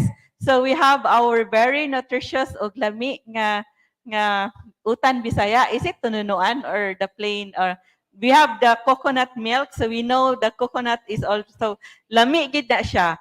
Tinunuan, and it's very healthy. Tinunuan nga utan Bisaya. So one of the best sellers at Kapihin Lumaya, especially for the age brackets of my age. Maybe not from the millennials and Gen Z. So aside from the tinunuang utan Bisaya and the utan Bisaya, the clear vegetable native soup, is we have also the kinilaw nga isda ni Dagami, named in honor of the warrior in Gabi, or Cordova. It's Cordova now, it's Gabi before, who fought against Miguel Lopez Legazpi, beheaded the assistant of Miguel Lopez Legazpi. When Tupa surrendered, Dagami continued the revolt until he was found out and he was also beheaded. So we honor the warrior Dagami with our dish named in honor of him, kinilaw nga isda. Lami sa di siya ka kinilaw. It's in English, ceviche, or is it English or Latin American? Latin American. So aside from that, so of course we would like to show you that in ancient times, in ancient Visayas, our ancestors did not, even if Pigafetta said it's salty, the food is salty. They have a practice, according to Father Francisco Alcina, that our ancestors wouldn't put actually salt while cooking. They did not have salt granules. They had the asin tibuok. It's still being made until today in Bohol. And we have this at our sinugatan gifts from Cebu. So this is they would say it's ocean salt because they would gather this from the middle of the sea. They would bring it. So they are also, aside from being salt makers, there are clay pot makers. And there is a process how they process this through the clay pot and all. And having, it would take a long time to create this asin tibuok. And then they would break a part of it. So they have a healthy way of eating, not putting, like they would have salt for their soup, for their individual serving of the soup. They wouldn't put it on the at that time, they wouldn't put it on the really the katong dako ka kaldero for the soup. So you would season it according to your taste. So that's how. So it's a healthy way of putting salt, like not really very big amount of big amount of salt, not too much salt. It depends on your taste. So they would break part of it, and this is really an organic and very healthy. It's sold at our Palmgrass Sinugatan gifts from Cebu, and we support the artisan salt makers by maybe we can just display this or we can really use it. Yes. So this is asin tibuok. So we also have like we are we have the Lenten season, and even every day we serve binignit at Palmgrass. So binignit from root crops with also the coconut milk. So can we show the binignit, the bestseller binignit at Palmgrass during the favorite of Chef How, and during the 2020 Semana Santa, we had an order of this every second, and because you remember that carbon fiasco that no one can already buy ingredients for binignit. We had an order like every second, and they were already angry when we could not anymore provide. So we have the binignit every day here. Almost, or every day, we don't run out of binignit. Lami, give this siya. So, and also healthy. And so, aside from binignit, we have pinaypay nga saging, and also the turon. Nag-ready mo turon, pinaypay. So, of course, it's saging, bahalag saging, basta labing, and also turon. So kana siya no. So nahuman na ka. Napaday kay so daghan pag i-show, gamay na lang i-show ni chef unya. So now we go back to gigutom na mo. Dayon, so we have also this we have a question for Chef Richard. So we have heard the Iloilo cultural mapping result. So the documented food rituals in Iloilo. So now we come back to Cebu, and we would like to know the food rituals or the food being served in rituals in Aluginsan, Cebu. So this is from the research of Chef Richard. Okay. We'll continue with the slide. We'll first go to Hinatilan because that's our first stop. Hinatilan di ay. Ano, it's okay. Let's go to Aluginsan. Yes. Okay. Aluginsan is located in the Midwest part of Cebu. But before I go to that, you mentioned that you are serving tinola na manok here in Palmgrass. That's one of my favorite actually dish. And it's a form of ritual. Because in tinola, we do not use frozen chicken. We normally use good free-range or native chicken. Why? When we can go for convenience. Because in convenience food, there is no ritual there. There is no satisfaction. There's no enjoyment. That's why we use native chicken for our tinola. Because for us, that's sacred. That has something to do with the way we value the food that we eat. Okay. In Aluginsan, next slide, please. Okay. They have what you call palina. Now, in Aluginsan, their native delicacy is always sourced from what you call bully tree. or you're familiar with bully tree? Bully tree. Buli. It's an edible tree in which they cut it and they process it as one of the main ingredients for their delicacies. But before they can actually cut it, there is a ritual performed. And there are several conditions for them to perform the ritual. First, it should be performed during weekend, because the result of the ritual during the weekend covers the entire the start of the week from Monday to Friday, and then they will repeat the ritual again every Saturday. So that is our Sunday. That is done every week. Second condition is that since it's a form of paanod, like in Iloilo, in which they will float the food in the ocean, it should be performed during high tide, so that the palina, that's a miniature boat carrying their offering to the pagan gods, as we would like to say it, will immediately reach their destination, because they will not perform if it's low tide. Kay masuko daw ang mga pagan nga ofera nila, kay dili kaabot sa ilang destination dayon, masangit. So it should easily be carried by the current to the middle of the sea. And when it's done, meaning to say, the ritual is successful. You also have to remember, ladies and gentlemen, that bulitry is one of the most complicated food ingredient to perform in a ritual. First, I don't know if bulitry is discriminating against women, but no women are allowed to cut the bulitry, because the bulitry will turn bitter. Mupait ang unod sa bulitry kung babae ang muputol. Bawal lakangan sa babae. Kaya matumba man na, bawal siya mulakang. She can only be involved in the process in the cooking, but not in the cutting of the tree and in the ritual. The bulitry is very specific, gender specific, favoring towards men rather than women. Now, in this ritual also, in Aluginsan, it's normally performed by, what do you call the Bailan. The bailan? Yes. Babaylan is our is a pre-colonial female. women. Right now, in the indigenous peoples in Mindanao, even the men healers are called bailan. Bailan. Okay. In Aluginsan, the one performing the ritual before they cut the bulitry for their delicacies is performed by bailan or male, right? But it can also be performed by the wife. But definitely the wife is not allowed to cut the tree. She is only allowed to perform the ritual. And after that, it's passed on to the male counterparts to cut the tree. Okay. Now, let's go to the palina. What are the composition of the palina? First, you have the banana trunk so that it will float. You have the banana leaves because that's usually they use as plate at the time. You have freshly cut bamboo. Dili pwede nga ang bamboo last week pagiputol, but kinahanglan putlon jud anang adlaw.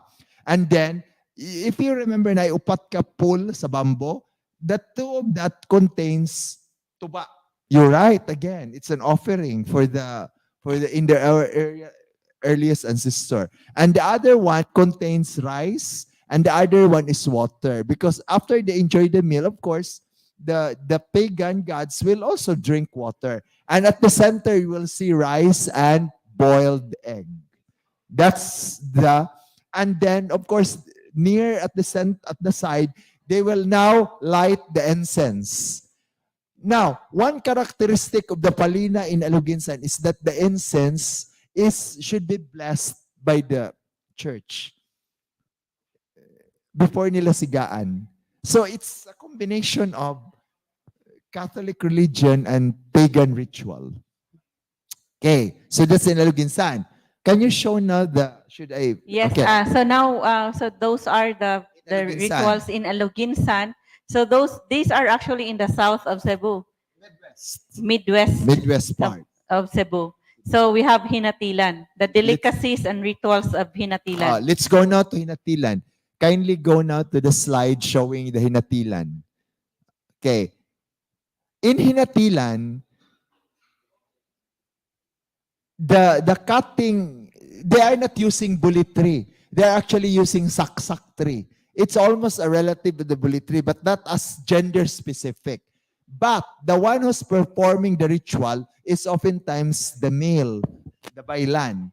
Now, what is peculiar or amazing with this ritual is that before they will cut the saksak tree, they will rub apog, or apog from crushed seashell. Mura siyang chalk ang iyang texture, and then they will combine it with shell from the egg. Idukdok na nila, ipahid na nila sa tree. After performing the initial part of the ritual, they will cut part of the root of the tree, of the saksak tree. Dili pa nila putlo ng saksak tree ha. Mukuha pa lang sila root, and they will actually daob it, sunugo nila. After the daob part, the remaining root will tell them whether the pagan gods allowed them to cut the tree. Because if walay suod ang root, walay unod, then the pagan gods did not accept their ritual. Dili sila pwede mo cut a specific tree, na saksak tree. And I think that's a very good sign also that we do not just haphazardly cut anything. We respect the nature. But oftentimes, when the ritual is done, granted jud sa pagan nga, naagi unod ang tree. And after that, another amazing is that, so they are now starting to cut the tree. They will tie a rope to the tree so that they can control what direction is the tree flowing, so that it will not hit any other tree accidentally. So grabe kayo sila ka respectful sa ilang nature. And one difference between saksak tree and bully tree is that saksak tree only grow in an area that is near the river, meaning to say basa ang soil. So if you look back at the crushed apog from the shell and the crushed eggshell, you could surmise that it's a combination of respect for ocean, at the same time respect for the harvest of the land, because i-partner man nila ang duha. Okay? So after that, they will cut the tree, they will peel it off, naiunod, they will chop it into small pieces, they will dry it under the sun. After drying it, they will now mash it. Paliw ko pakita sa picture next, please. The other one, I think sa last to. No, move forward. They have this, what do you call that? It's a tree. It's a kitchen utensil made of wooden implements, and then they will pound the dried saksak bark or saksak tree. And after that, they will, you know what's agay? They will sift it in a very fine cloth, or what do you call,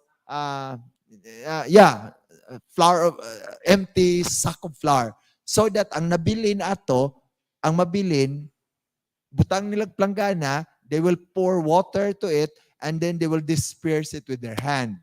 The moment that those who sank underneath the water are considered as edible. Ang naglutaw, labay. After that, they will dry it, air dried for 15 minutes, and then they can proceed now to the cooking process. In the cooking process, most of those who are doing it are female. Wala naman, okay naman, di naman mangluod. Kaya ang nagputo laki, pero ang nag-process na is babae. So it's an amazing insight into how we respect nature. And then when I asked them, where did you learn this ritual? They cannot remember it. It was passed down to them since time immemorial. And after that, there's nothing changing there. They adhere to respect to that ritual. Why? Because it granted them abundance. Every time mo cut silang saksak tree, there is always abundance in there. Dili sila balibaran sa ilang pagan gods nga ayaw na, dili mo allow. Tagaan yun sila i-grant. It's really amazing. You know, the hinatilan and the aluginsan also are very amazing when it comes to their food-related ritual. Now, let me mention, In the Hinatilan ritual, there are actually, it's divided into two parts. The offering before the cutting of the saksak tree, and then the processing, and then cooking. In Aluginsan, it's divided into three parts. First, the paanod. Second, the dancing and singing. They are dancing. Na sila isayaw dito, na sila kanta. So, while the gods are eating, or the pagan gods are eating, they will hear the joyful music coming from the performers. And then after they're done with that, they can proceed now to the cooking of the bulitri. So if you're going to compare the two, the ritual are both sacred for them. It's somewhat related to the religion. But remember, religion, we are not only talking about Catholic religion at that time. Our ancestors are already worshiping non-Catholic gods. So that is the religion for them. They are now combining the two religions, being a Catholic and not forgetting, the custodian. I like your words, the custodian of nature. Because there is a custodian of nature. If you live in the province, I don't think nga atong ancestors mutuora nga walay basis. Naagyud na. Daghang salamat for the beautiful sharing about the practices in Hinatilan and also in Aluginsan. There is a comment from Leo Tinga. Here in Madridejos, we called it pahinis with boats and other newly made fishing-related fish pens. Same with Palina. We will go there soon. Leo, in our documentation. you watch out for Yes, Chef we'll go Richard. there. He will have a research about your ritual with boats there. So we also have greetings from the Zarlid Rose from Napindan Integrated School, and also much love from USJR students, Christian, Steven, Aura, Shan, Edsel, and mga plus 10 points niya. Then, of course, from Canada, Sobi Wing is saying bully tree or burry tree, and saying the scientific name of the tree. We have also Jaya, Michael, David, and can you name which gods were given? So Sobi is asking, can you name which gods were given the offerings? Maybe we would also ask later, Bumbet. Chef Richard was already saying a while ago that there was not a specific name already. Yeah, but in my documentation of the research, they really did not specify if the gods they're offering to is good or bad. But they're saying it's for protection. So you're right, ma'am, in your initial opening, that the good gods protect us, but the harmful gods could also be dissuaded from harming us by offering them the ritual. Yeah, so that's still practiced until today by the indigenous peoples, but the supreme being, there are actually names of gods, of deities, and the different deities in the indigenous peoples communities. Until today, they still have names of those deities, but the supreme deity, the supreme being, is Magbabaya for the Higaonon, Talaandig, and the indigenous peoples in Mindanao. So, of course, when you go to in Visayas, because we are Christianized already, even in Siquijor, they don't anymore. They know of Encanto or the spirit in the trees, or even the Diwata. They have names of Diwata still in Siquijor. Okay. It's worth noting also, ma'am, that in Hinatilan, long time ago daw, since the saksak tree is cut from the area where it is swampy near the river, there was a story told that sa una daw ang panahon, nagid sila makitaan maligo. Magsaba-saba, pero pag adtuon nila, wala. So, from there, they have surmised that those are the non-humans living or protecting the forest. Yes. My father, in his bedtime stories for us, always told us about this Encanto, like there were palaces in the trees and in the forest, and they would only eat black rice with no salt. So that's what the storytelling of my father. So I always dreamt of those, the palaces of the fairyland of, the stories handed down by ancestors. So now we go back to Iloilo. So we will go back to, we have discussed about rituals in Cebu, the rituals in Cebu, and the rituals also in Iloilo. So now we would like to know from the Provincial Tourism Officer of Iloilo, the City of Gastronomy, UNESCO City of Gastronomy. So from their cultural mapping and research, what are the significance of these rituals?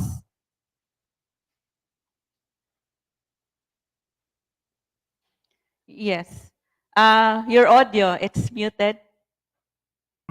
Sorry po. The significance of these rituals are actually based on historical significance. Number one, that these rituals were performed even by the ancestors, by our ancestors. Second, significance would be scientific significance, wherein some of the ingredients of the food that were used in the rituals were used as internal or external medicines um, that can cure specific or certain diseases or ailments during that time. And even up to now, it's still proven to be like that.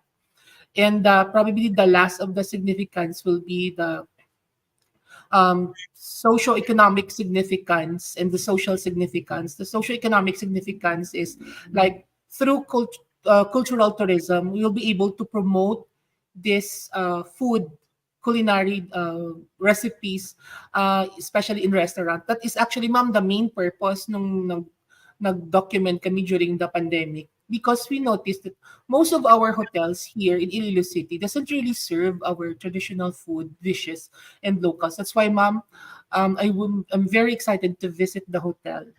I want the hotel to be a template also of the hotels here in Iloilo. And I think you also have a lot to offer. That's why, ano na, ma'am, you apply for the City of Gastronomy for 2024 or 2025 para sabay-sabay tayo sa Visayas Islands.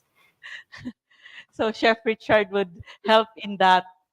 Yes, Chef, I feel honored. I feel so honored to be sitting down and through this Zoom lecture with the chef. I really wanted to learn so much about also the rituals kasi magkakapareho yung mga rituals natin. Yeah. Even the process and the ingredients, you sometimes magkakapareho po. So I feel honored, chef. Likewise, Sir Bombet. Every time I travel to Iloilo, I travel there for the purpose of enjoying their food. I like the 𝐾𝐵L so much because we share the same sour ingredients, the batuan. Oh, tomorrow, sir. Tomorrow, I'm documenting 𝐾𝐵L. Wow. In Miagao. There are actually, outside of Cebu province, there are two provinces that I visited frequently for food. One is Pampanga, and tied to that is Iloilo. Thank you po, sir. Daghang salamat, Chef Richard. And we have this last question for Iloilo Provincial Tourism Officer Bombet regarding why is it? So I guess you have answered this, but we want more explanation regarding, for you, why is it important to trace our culinary heritage? And you would add, like, why should the youth know about this? Yes, can I show my slide presentation? The last part, ma'am, I indicated that. Number one of the reason why the youth of today and why we should, the current generation, try to document our cultural heritage, especially in culinary, is because, number one, it preserves culture. So our traditions would always remind us of who we are. Saan tayo nanggaling? Second reason is it brings people together. So traditions provide shared experiences that create connections and deepen relationships. So yung cooking itself of the food is a family tradition. It is a social activity wherein every member of the family has a role in the cooking of the certain recipe. And then next page, please. Next. It also transmit knowledge, no? The passing on of knowledge and skills from one generation to the next to facilitate cultural continuity. That's why, ma'am, hats off po ako sa inyo with this effort to invite students, no, invite people even through Zoom, dahil this activity, this ganitong undertaking really helps promote and really depends on our understanding how rich cultural our food history is in the Philippines. And then lastly, of course, the reason why we're doing this is we want to promote cultural tourism as a new offering. People would always visit certain destination and see the churches, um, see historical attractions, the natural attractions, the beaches, because we have a lot of that. But we always tend to forget that our food, no, our food is really one of those traditional cultural tourism that we have to focus on. So traditional cuisine is always significant in promoting tourism, and it can draw a lot of tourists in our localities. Daghang salamat, ma'am. Chef, daghang salamat sa mga students sa ating Good. online. Actually, I still have one question for you. Oh, sige, ma'am. Sorry po. Regarding, it's okay. Actually, I would still have like a question, but you would answer later. Regarding what do you think should be, what ancient or traditional practices in food and that we should still practice today to promote health and wellness. So that would be later. First, we would like to show you the uh, the food by Kapihan ni Lumaya, that we also have dishes because of course in pre-ancient times we have also been influenced by our colonizers.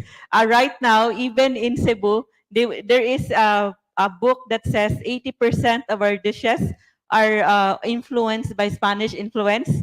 So of course we were also influenced, we were colonized by the Japanese, but we had trade with the Chinese. So may we show our chef now? Yes. Si chef na lang og kuan. Si chef na lang og ako. So we have this crispy pata ni Gibilondo. Of course, it's named in honor of heroes. So Gibilondo are the owners of Palmgrass, that in whose house, so that is the ancestor of Palmgrass, in whose house the Battle of 3 de Abril was planned. So we also have a dish, humba ni Maxilum, one of our bestseller dishes. So it is said to have an influence of Spanish and Chinese. So humba is our one of our. It's named in honor of a hero, Maxilum. We say that it's as tasty, as yummy as the victory of the Cebu Revolution that Maxilum led. Because after Leon Quilat was murdered, the Maxilum and Luis Flores were the ones to continue the fight until we won on December 24, 1898. And the dish is simmered. It's just like the revolution. It's not instant, but then it takes a long time to cook this dish. It takes process, but you get a very yummy and delicious. It's a ritual. It's a ritual. It's a respect. Yes.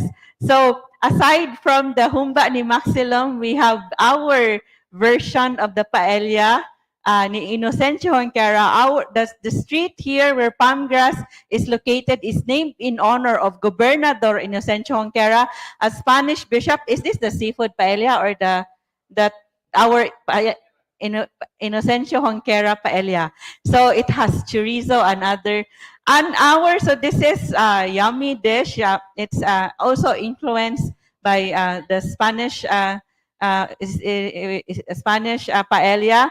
And we have our seafood paella, which is we had a Spanish professor last night. We served him this and he likes it very much. And even the Spanish chicken adobo, the calamari and everything, even the cream of calabasa soup. So aside from the seafood, we also, last year, we launched our kare-kare. So, na-blurred na siya? Na-blur, okay ra? Muna ang seafood paella. Naputol sa camera. so, Aside from that, we also have last year we launched our kare-kare, although at that time it was part of a set and now we are serving it. Lami sad ni siya actually. Kare-kare. So it's beef. Beef kare-kare. So, and our last food presentation is our newly launched, our Karakoa middle of last we have actually a replica, like an inspired bar counter at Hardin Dagami. So we have our Bakunawa. So it's the year of the dragon, it's the year of the Bakunawa. So we have our Bakunawa sets. So the Bakunawa ate the moon, and you are going to eat this, the Bakunawa set. So our Bakunawa, kulang og suga, mura og kinahanglan siya suga. So our first Bakunawa, set A has grilled chicken, sinugbang manok, sinugbang baboy, sinugbang nukos, sinugbang isda, and then sinugbang talong. Talong, asang talong, ana?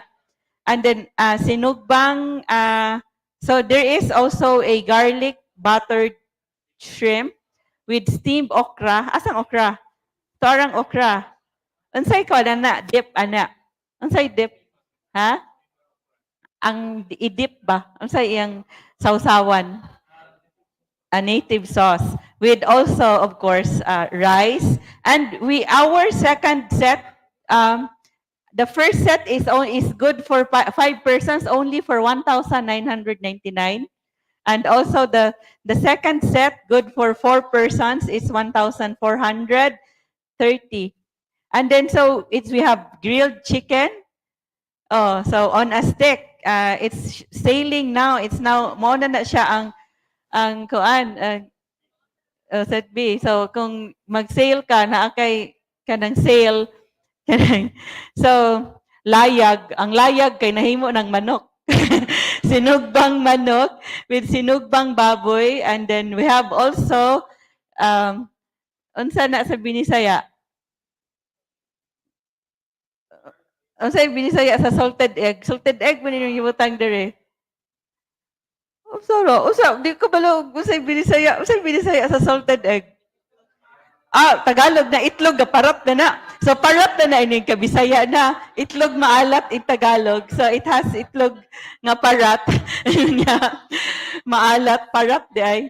Og atsara and og java rice. It's only 1,438 pesos. So the last question. So after this is the reaction and open forum. So we would read some questions from our online audience. Watch out for the trivia quiz with exciting prizes. So the last question, may we have first Bombet to answer this question, and we will also have closing words after the trivia quiz. So what are the practices in ancient times, the traditional practices that we should still promote today to promote health and wellness? So audio, unmute. Sorry po. Actually, ma'am, we should still practice that kasi it has been a tradition already.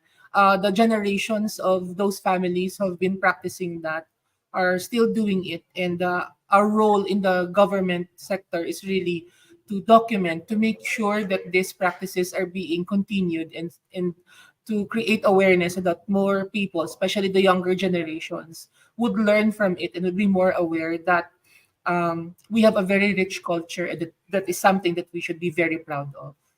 Dahil salamat. Very well said, Bombet. So now we would also like to have the answer from Chef Richard regarding what the food practices of ancient times that we should still promote today for health and wellness. Well, when I actually witnessed the two rituals, both from Hinatilan and Aluginsan, I become more understanding of your culture. I become more respectful of their culture. I become more appreciative of the delicacies that they're serving. Because they're not just merely cooking it, they are actually sharing part of their life to us. One positive thing about the ritual performed both in this town is that it also involves respect for the environment, respect for the nature. They will not cut the trees if it will not yield fruit or it will not yield ingredient. Unlike today, nga pataka na lang tag putol, bahala na magamit or dili. And it's worth noting also that in Hinatilan, they will only cut one tree and then finish everything because it involves sun drying it. And then when it's about to be consumed, they will again perform the ritual. So there's no over processing, there's no spoiling of the saksak tree. They will only cut the tree because they needed it at the time. They will not cut in excess. That's one of the meaning that I learned from the ritual in Hinatilan and in Aluginsan. Daghang salamat, Chef Richard. So, Dr. Lita Bacalya of the Cebu Normal University says it's very informative. And good afternoon from Blessy from USJR plus 10. It's a joke. So, from Luis from SDO Tapat, magandang araw from Taguig City and Pateros. Bea is saying the talk is indeed interesting and informative. And also, Andrea, who is with us on site, is saying, yes, Sir Bombet, I'm also hoping for cultural tourism. So this is with regards to Cebu applying for the City of Gastronomy for UNESCO. I'm also hoping for cultural tourism to be made popular through our local traditional cuisine. And so Chef Richard has been telling us about the traveling flavors of the Cebu towns. We have been discussing since 2022, yes, every year, and even before the pandemic. So, daghang salamat to Brian Sambulalanan watching from Kilaog Poblacion in Sumilao, Bukidnon, and of course, this is the place where I met the Talaandig and Higaunon Dato. And then we have also Mirth saying maayong hapon, and Angeline is saying it's good to know food rituals from different places. Indeed, an insightful talk. So we have these reactions from our online audience. May we have the reaction now or a question from our on-site audience? So our first question from hotelier and stakeholder of many hotels in Cebu about Asuki of Palmgrass before Expo first. So you will not stand up. So please move the camera as yes. So Expo Taghap, our advocate for Cebu Heritage and also a voice coach, wants to give his reaction or a question. Okay. How do you work the microphone? Yes. Ang audio. Does it work? Yes. Excuse me. I kind of feel obliged to share with you the progress or regression of culinary practices and the corresponding rituals from halfway around the world. I've been in Chicago for over 40 years, and I have seen that, what I call the progress and regression.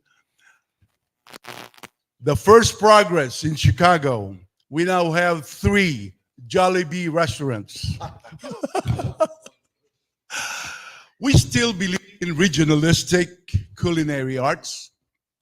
So we have Bicolanos, we have the Cebuanos, all these Humba, and so on and so forth. It may not be as extensive, as detailed as what you have here in the Philippines. Although I remember my mom was cooking real good Humba. So we still have those regionalistic practices. We, if I may be a little off tangent a little bit, we still also celebrate Sinulog. We still celebrate November 1st, what do you call that? The All Souls Day and so on and so forth, okay? So, but from generation to generation, as I said, I've been in Chicago for over 40 years. So there's changes from generation to generation. The young ones are less, of course, obviously, logically, are not too exposed to our own traditions. Although they try to educate, we try to educate them, but it's kind of, So, as they say in the Filipino adage, kung sino man ang hindi lilingon sa kanyang pinanggalingan, ay, everybody, Hindi makakarating sa kanyang paroroonan. So, I can say that in Chavacano, Ilonggo, Tagalog, Ilocano, and Bisaya. So anyway, very briefly, as I said, I'm going to be remiss if I don't share with you what we have in Chicago. So that's it for now. Thank you. Daghang salamat, Expo, for sharing with us your concern and also how our culinary tradition or what is our cuisine that is being celebrated in other places, and it's fried chicken. So it's still manok but then fried already. So daghang salamat, Expo. Now we have a reaction from Sophia of the University of San Carlos, or a question maybe. Please, if it is a question, please identify to whom do you ask the question. From the University of San Carlos Organization of Hospitality and Tourism Students. Hello, good evening. I would like to introduce myself. I am Sofia Ann Tolentino from the University of San Carlos under Department of Hospitality and Tourism Management. And first and foremost, on behalf of my teacher and classmates, we would like to thank you for inviting us today for this special event. So I have a question. This is for Chef Richard. So, given your extensive experience as a chef, could you share any culinary rituals or practices you've adopted from others in the industry into your own routine? Or alternatively, what rituals do you personally incorporate into your food preparation process? Okay. Thank you for that question, ma'am. Yes. I would like to call my experience not really extensive, but more on the humble side. Okay. What are my ritual when I'm preparing food? First, I need to know the supplier, or what you call producer's trace. I limit my use of food additive. These are added ingredients that does not really need to be added on your food if your food tastes as good as the food in palm grass. You do not need to add so many ingredients that are not related to what you are cooking. And the third one, when I cook, I feel that I'm imparting part of mine to the person eating it. So that's simply my philosophy. So therefore, I avoid cooking when I'm not in the mood, because I do not like my food not to taste good. Second, I avoid giving food or cooking food for, people you do not like. Sorry to say that. Basically, that's my philosophy. Because when I do that, for me, that's a ritual. And that's how I respect the food that I prepare. Thank you, sir. And another question, what inspired your interest in studying food rituals in the Philippines? Or basically, what's your inspiration of doing a research about it? One word, our being regionalistic. Meaning to say, we share the same food preparation, but we differ on nomenclature. We oftentimes differ on a very simple ingredient. But when you look at it, it's almost the same. So for me, region should actually not engage in verbal war, whom are the best food. But when it comes to food, it should be a uniting factor to us. Because we are a divided society. We argue on every issue. except for food. We should agree on food. Daghang salamat. So daghang salamat, Sophia, for your question.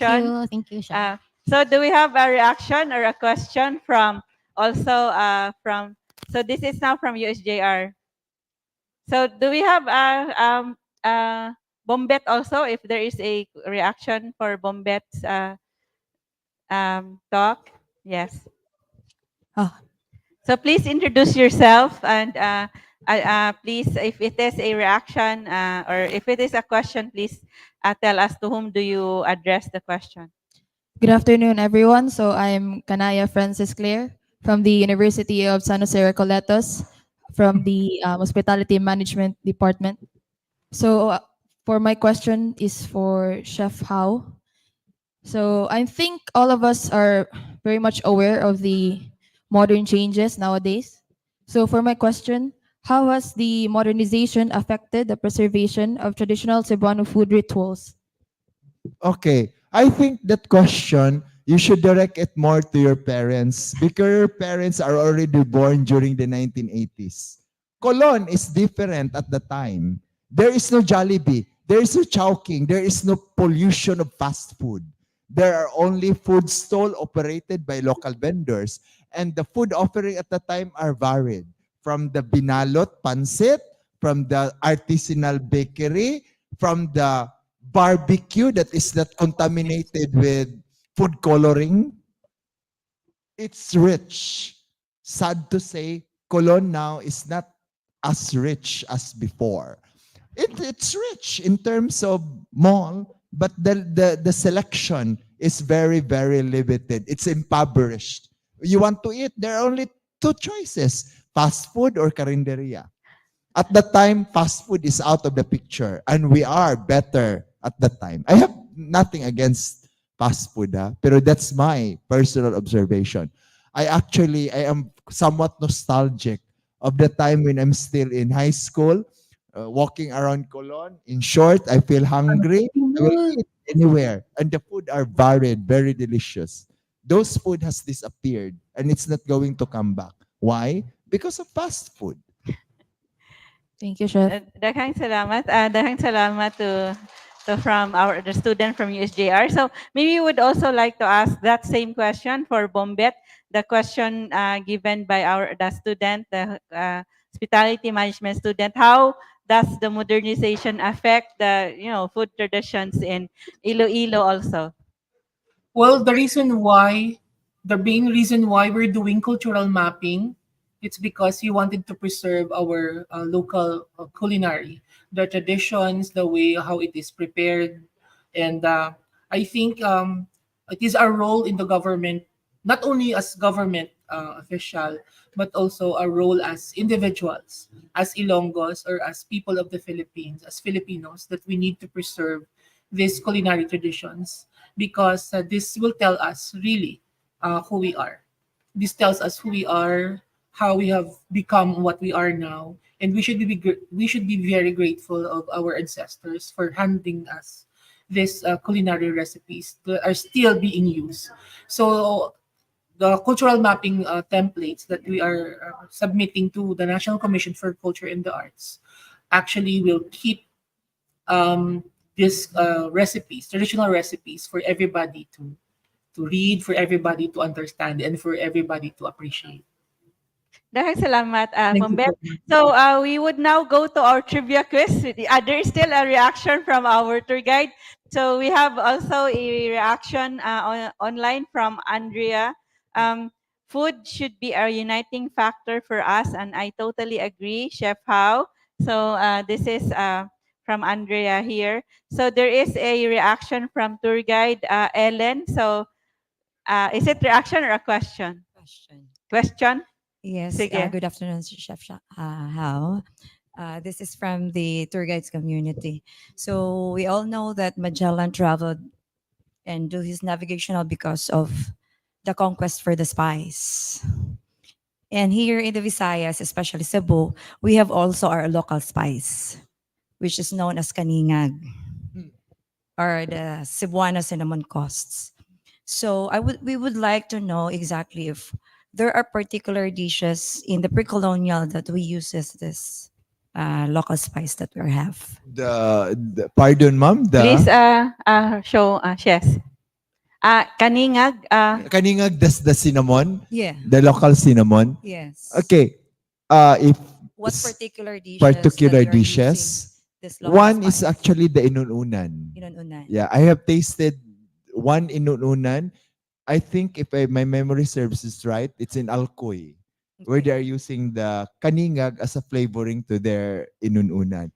But cinnamon is actually very, pungent, humot. It can be adapted to any dish. You can sprinkle it on binignit. It will taste okay on native kakanin. It's okay. Cinnamon is really very friendly herbs. Are we using Or this spice. also for our humba instead of the laurel leaf? Pardon, ma'am? Is it used for humba? Is cinnamon also used for humba? Well, personally, it can. It can because the taste is quite friendly and adaptable. But adding laurel leaf is more our homage to the Spanish tradition of making humba, because humba is actually we inherited it from Spain. But we are colonized for 300 years. Who can say that the humba that we are cooking is not ours? 300 years ago ta nagpuyo sa Spain. Ato ana na oy, dili na sa Spain. Kita na nagluto ana. Ato nang gibubo atong personality, atong soul anang humba para mulami. Daghang Thank you so salamat much. to tour guide Ellen. So daghang salamat Chef Richard. So wala na question no? Napa? Usa? Usa na lang last question. So last question so to whom do you is it a question? Ngayong hapon. Miss Is it a A. question? Sir. Can we have also Kuyog ba yata no sa Kuyog, sorry. bombet? Can we have maybe Thank have you. bombet? Okay, ngayong hapon, Miss A and Chef Richard. Kako ba may permis sa Suri-Suri sa Subo ni Cebu. Governor Gwen? Actually, Garcia. mangayo lang ko gamay time later nga magpasalamat. Oh, late na. You have a closing statement later. Okay. To Chef Richard, nalang ipangutana, what is the best kanang Cebuano delicacy or food which symbolizes good nga Cebuano good ba before the colonizers came? Okay. Sir, actually, strictly speaking, there are only 3 cooking methods that are considered as indigenous. It's encapsulated in the sutokil. Sogba, tuwa, kilaw. Outside of that, cooking methods are already influenced by, colonizers. But your question is, unsay best kapag kaon, no? Sa Cebu, ako, sir, dili gyud ko pilian. As long nga di ko nimo hiluan, mukaon jud ko. Anywhere. Mukaon jud ko. Kaon ko ginabot sa Talisay, ginabot sa Puente, lechon sa Karkar, kaon jud ko, sir. Who am I to refuse a humble offering? As I've said, food should unite us. It should not divide us. Very well said. So wala tayong pili ang pagkaon. Thank you, Daghang Chef. salamat. Daghang salamat. So I would also like to ask Iloilo Provincial Tourism Officer Bumbet, what is the food that symbolizes Iloilo? Is it batchoy? Yeah, audio. Yes. Personally, it's the kakanins. No? The kakanins are really very traditional kasi yung mga batchoy influence na like mga noodles from China and other ingredients also included. But personally, of course, I love batchoy and I'm proud of our batchoy. But of course, what I'm most proud of are the kakanins kasi sabi nila daw Which specific delicacy? Longgos are very malambing, very sweet. So our kakanins that are very sweet are the ones that really represent us. Basically po, bayi-bayi. Bayi-bayi is a local delicacy na made from coconut meat with coconut milk and then rice na ano na what do you call this? Sticky rice, and then pounded and then formed into like shapes like balls in Niagao, or long like logs, small logs like in other municipalities. It's sweet, it's yummy, and I think it is one of the kakanin that would best represent us. Hindi po siya nakakasawang kainin. Very simple ingredients. We are simple and sweet, the Bisayans. So, Yes po, yes po. ug lami sad. Basta Bisaya, lami. Yes po. So, daghang salamat, Gumbet. If I may add, ang ang pinaka-favorite na ko ang sudan sa Iloilo is the KBL and the ukoy. Yeah. Kadyos, baboy, o Baboy lang ka. It's a stew. With batuan. Batuan. It's like when you eat it, you're transported to another level of happiness. Yes. Thank you, Chef. Bisaya, lami. Yeah, Basta true. Bisaya, lami gid na. So, daghang salamat to our resource persons. Now we go to our trivia quiz with exciting prizes. So first, our first question is for the on-site audience. For the one who would like to answer, raise your hand, and you go to the first one to raise his or her hand would go to the microphone and give the answer. And this is a very easy question. I discussed this in the early part of this event. So your prize for this is our cake of the month with gugmang poetic, not gugmang atik, gugmang poetic or romantic, gugmatic.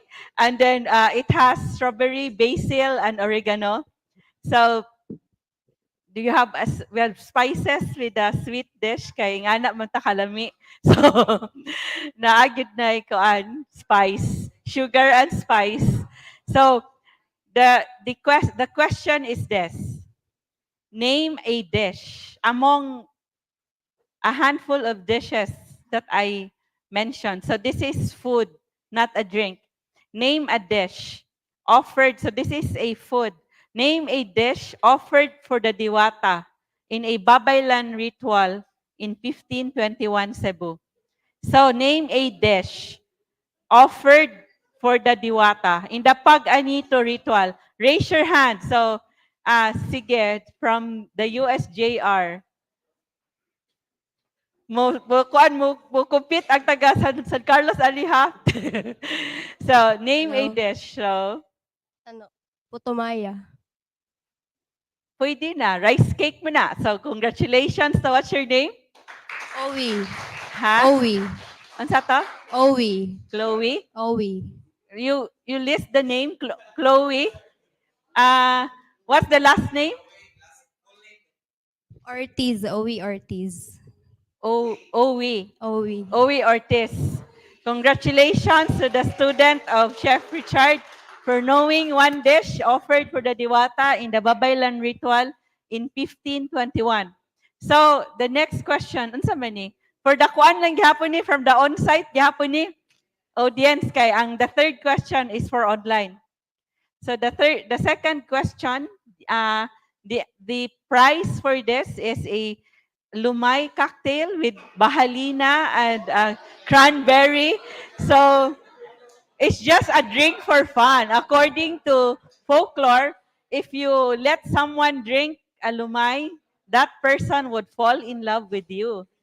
So, and then it has bahalina. This drink has a bahalina. So it has also alcohol, but only a little. So the question is this: name the drink offered in the pag-anito ritual in 1521 Cebu. Oh, so we have the babaylan from San Carlos. So please give your name and complete name. My name is Florentino Gigopono III. I'm from University of San Carlos, Department of Hospitality Management and Tourism. So what's your answer? Is tuba. Congratulations! So, Kuana, congratulations, you win the Lumay cocktail. Kinsa kay malumay, ani? Malumay ang bartender? so, so we have Enrico says from BHMFB, and Andrea says that I love the Ilonggo dish, kadyos, baboy, kaglangka. So the KBL. So now the next question is you answer through the comment section of the Facebook Live event. So those who are able already to answer cannot already answer. So everyone online and those even on site can answer, but through the comment section of this Facebook Live event at Palmgrass, the Cebu Heritage Hotel. Those who already won can no longer are no longer qualified to answer because so our last question, the prize for this is our Instagrammable and therapeutic hulum kawa. Di wala appeal si Kuan Lorenzo. Wala, good for one rin siya. You get a flower bath or a tinua bath or with ginger, sea salt and tanglad, and or you can have with an orasyon by our modern day babaylan. So the and those online, when you come to Palmgrass, you will be able. So she is in a flour and milk gatas and buwak nga hulum kawa na. But the price for this is the hulum kawa with either tinua nga hulum kawa with sea salt. Sea salt is therapeutic. Sea salt, ginger, and tanglad. Luya tanglad. The tinua hulum kawa, or you can have the flower bath. Buwak hulum kawa. Ala, kay lisod ka, yun nga question. Di ko ka-answer ani. It is one of our panelists who would be able to judge. So, name one dish offered in food rituals in Iloilo. Ala. Nag-notes, si Sir agad ani ang nag-notes, may maka-answer. So, you answer through the comment section and it would be Bombet it would be Bombet Bombet who would judge which one is the correct answer. So there is, can you show the first answer? Can we have Bombet here, please, to judge if the answer is correct? So show the answer by Drea. So is this correct? No. And then Bungot, Binakol is not from Iloilo. Next, Binakol is from Iloilo? Yes? Is this correct? Yes, ma'am. Congratulations. Congratulations to Bungot King. Oy, Bungot. Do you know that Bungot is a word in 1521? It's still being used until today. So, of course, Bungot is pubic hair. So, kisa na si Bungot. Kisa na. Oh, he is here. Kisa na. So, si Bungot is here. Bungot King is here. Congratulations to Bungot King for knowing the answer. One of the food offered is binakol. Daghang madamo nga salamat. So now we are done with this trivia quiz with exciting prizes. We would like to get so we invite you tonight for our event at Palmgrass, the eating contest lamoy sa tuig ikawalo nga tuig sa Pihan Lumaya with the eating contest, the taste and tell contest with a raffle draw that you will win either a hulum kawa or a bakunawa set or a unsa to ikatulo nga prize. Bakunawa set, hulum kawa og dili nay usa na sa raffle unsa to usa ka? Grabe. Unsa to? Bakunawa set, tulo to ka buok ang usapa katong raffle. So, hulum kawa, soak and chill. You stay at the room for 5 hours and also get an access to the saltwater dipping pool. Our dipping pool is also salt water. So, so that's tonight. And also, we have also an acoustic night with the Jammer of the Night contest. And on March 16, we will have the Yawa, the demonization of women. That's 3 p.m. on March 16. And April 3 is our anniversary at Palmgrass, anniversary of Tres de Abril. We will have a spoken poetry contest for the grade 6 to 10 students in Cebu, island-wide contest for with the theme on the Tres de Abril heroes. We will have a discussion, the anting-anting of the revolution. And on May 10 is the Gabii sa Kabilin. So now we will have the closing statements, closing words from our resource persons. First, we will have the closing words from our online, the awarded most outstanding provincial tourism officer. We have Bombet Marine. Napa si Bombet? Do we have Bombet? Yes. Yes. Maayong hapon, Luwat. So as a closing remark, I would like to say that our country, the Philippines, has a very rich culinary heritage. And what is important is that we need to acknowledge their role as a way of promoting understanding among our different cultures and to bring us all as one people and traditions closer together. So madamo nga salamat, daghang nga salamat. Thank you very much, ma'am. I feel so honored. Thank you to our chef, panelists, si Chef How. Thank you to the students there on your hotel and those who are watching online. Daghang nga salamat. I am truly and deeply honored.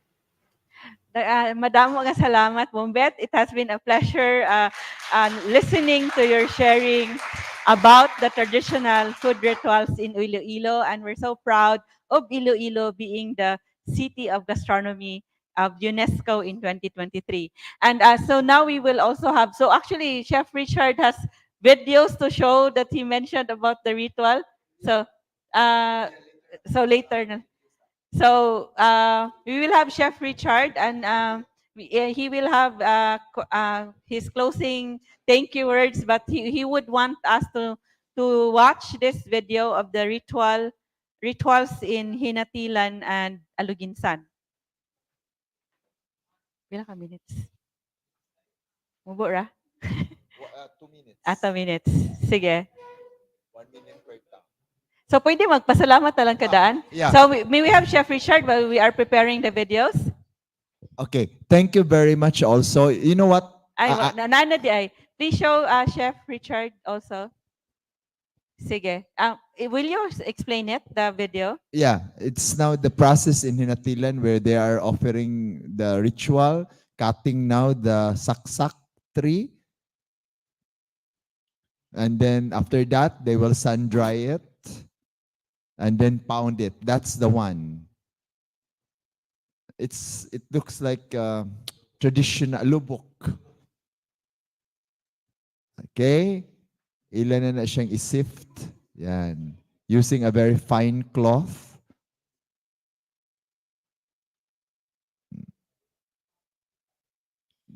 Soak it in water. And the one that sink are the one that is used as a food ingredient. They're now cooking it, balancing. It's a very delicious combination of coconut milk, coconut buko meat.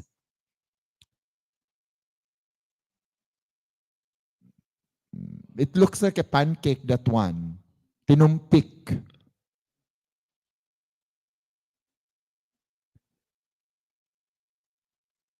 Their delicacies are very distinct from other delicacies in Cebu City.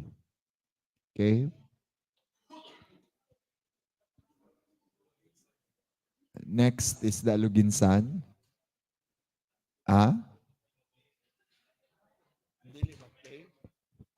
Sorry, dili daw ma-play. Dili ma-play. Anyway, I will just proceed now to my So, Chef Richard, appreciation. thank you very much for that video of the process of the food ritual process. So now we would now have the closing statement from Chef Richard. Okay, thank you very much to the audience, the on-site audience, some are my friends during our journey in Suri-Suri sa Sugbo. And honestly, I felt honored to be sharing the seat together with the best tourism officer in the Philippines, Sir Bombet Marin of Iloilo, and much honored when Sir Marin said it's high time for Cebu to apply as a gastronomy heritage destination in 2025 together with Iloilo. I'm so honored, and I think that's the trust of the Suruy-Suruy sa Sugbo to open more avenues to introduce flavors from hard to reach destination in Cebu because we have lots to offer. It's not simply ngoyong, chicharon, lechon. We have plenty of world-class, best tasting delicacies. You have to travel Cebu first before you travel outside of Cebu. I also would like to thank the ever supportive and generous dynamic tourism officer of Hinatilan, Ma'am Risa Iwayan, who accommodated us with so much generosity and genuine kindness. Muramig VIP pag-treat sa amo dito. Gihandaan pa miglami kayo nga pagkaon. We were so honored yun. And also, I would like to thank one of my long-time tourism officer friend, Ma'am Shane Manigos Navarro of Aluginsan, who also accommodated us so well in Hermit's Cove. Together with the head of the People's Organization, si Ma'am Risa Alvarado, and together with the head also of the People's Organization from the Buho River, Sir Rodney Carcuevas. Thank you. Dili gid ko makasultig enough para magpasalamat kung unsa ang inyong pagtambayayong namo para ma-successful ning humble research namo in order to understand your food ritual. So, if you are from the province of Cebu, be proud of your food. I have one friend here, si Telen. Better na ko na understand siya unsa siya kanindot dai pakaybaw na ko ana siya sa Asturias nagpuyo. Lami ang delicacy sa una di ko sabot niya. But karon pakaybaw kong gikan Asturias nagkalami mag personality si Telen. So that's how food is closely associated with a person. Thank you very much. Daghang salamat. It's always a pleasure having Chef Richard Howe share with us about the culinary heritage of Cebu. Daghang salamat also. Napay usa? Usa na lang gyud.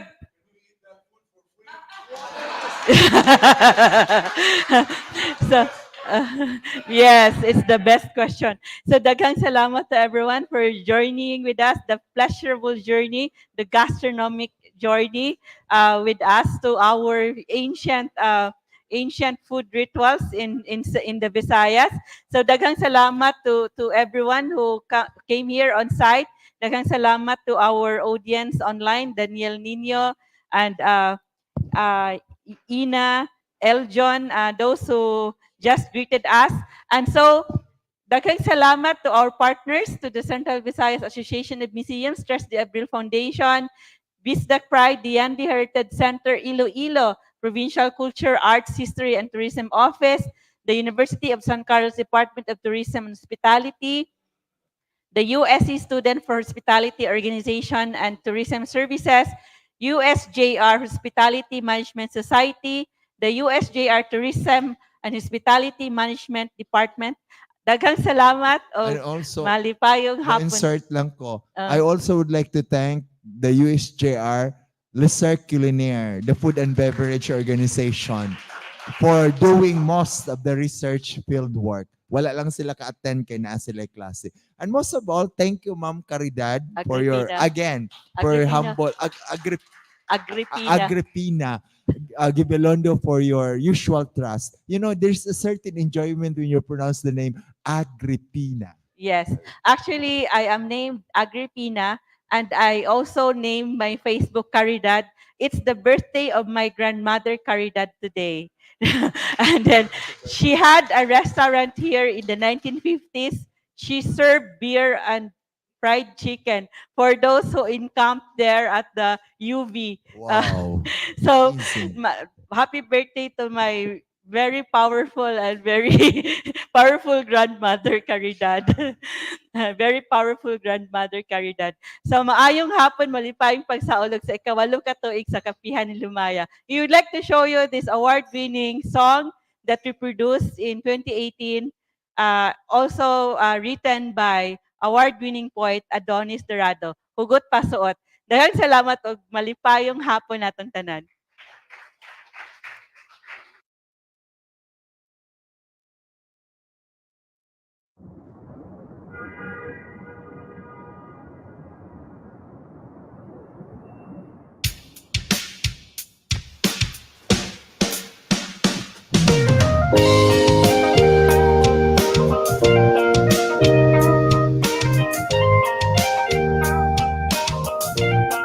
Yeah. Paminawa, kaning litanya, kabahining bisda kong paghigugma. Para buyag, kasing-kasing kiat, para buyag, aptik pa ni Leon kilat. Pagpanggaho gay, paspuso sa larsyan, muhumok, igbahog sabaw sa linarang.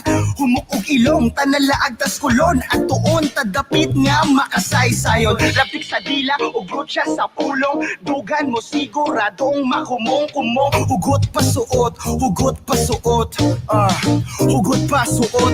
Bahalag saging, basta labing. Bahalag buwan, basta tupad. Bahalag toyo, basta video. Bahalag inamos, basta langgakol. Bahalag hilaw, basta ikaw. Bahalag korne, basta perme. Bahalag lanay, basta tanday. Bahalag dukot, basta lang hugot. Hugot pasuot, hugot pasuot.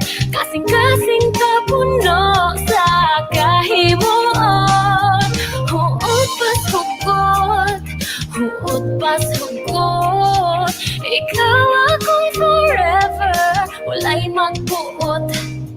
Hugot pas huot, hugot pas huot. Bisag ipadpad man sa tumang kalimot. Huot pas hugot, pas hugot.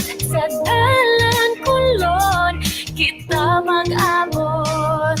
Bahalag tiit basta sikit. Bahalag magumos basta lang timos. Bahalag muluong basta muhaom. Bahalag di makaya basta kita. Hindi ka biyaan, tuura jud na ako. Mura General Maxilum ni kon mo plano. Para ni mo makipatay ko pareho. Sa Cebuanong katipunerong si Alejo. Maglisod ko kaon kung di tadungan. Ang imong istorya murag musika sa dungan. Bisag kinsa nga babae, di ti ka ilisan. Kaya nga akong gugma, solid pa sa katipunan. Hugot pas huot, hugot pas huot. Kasing-kasing kapuno sa kahimuon. Huot pas hugot, hugot pas hugot. Ikaw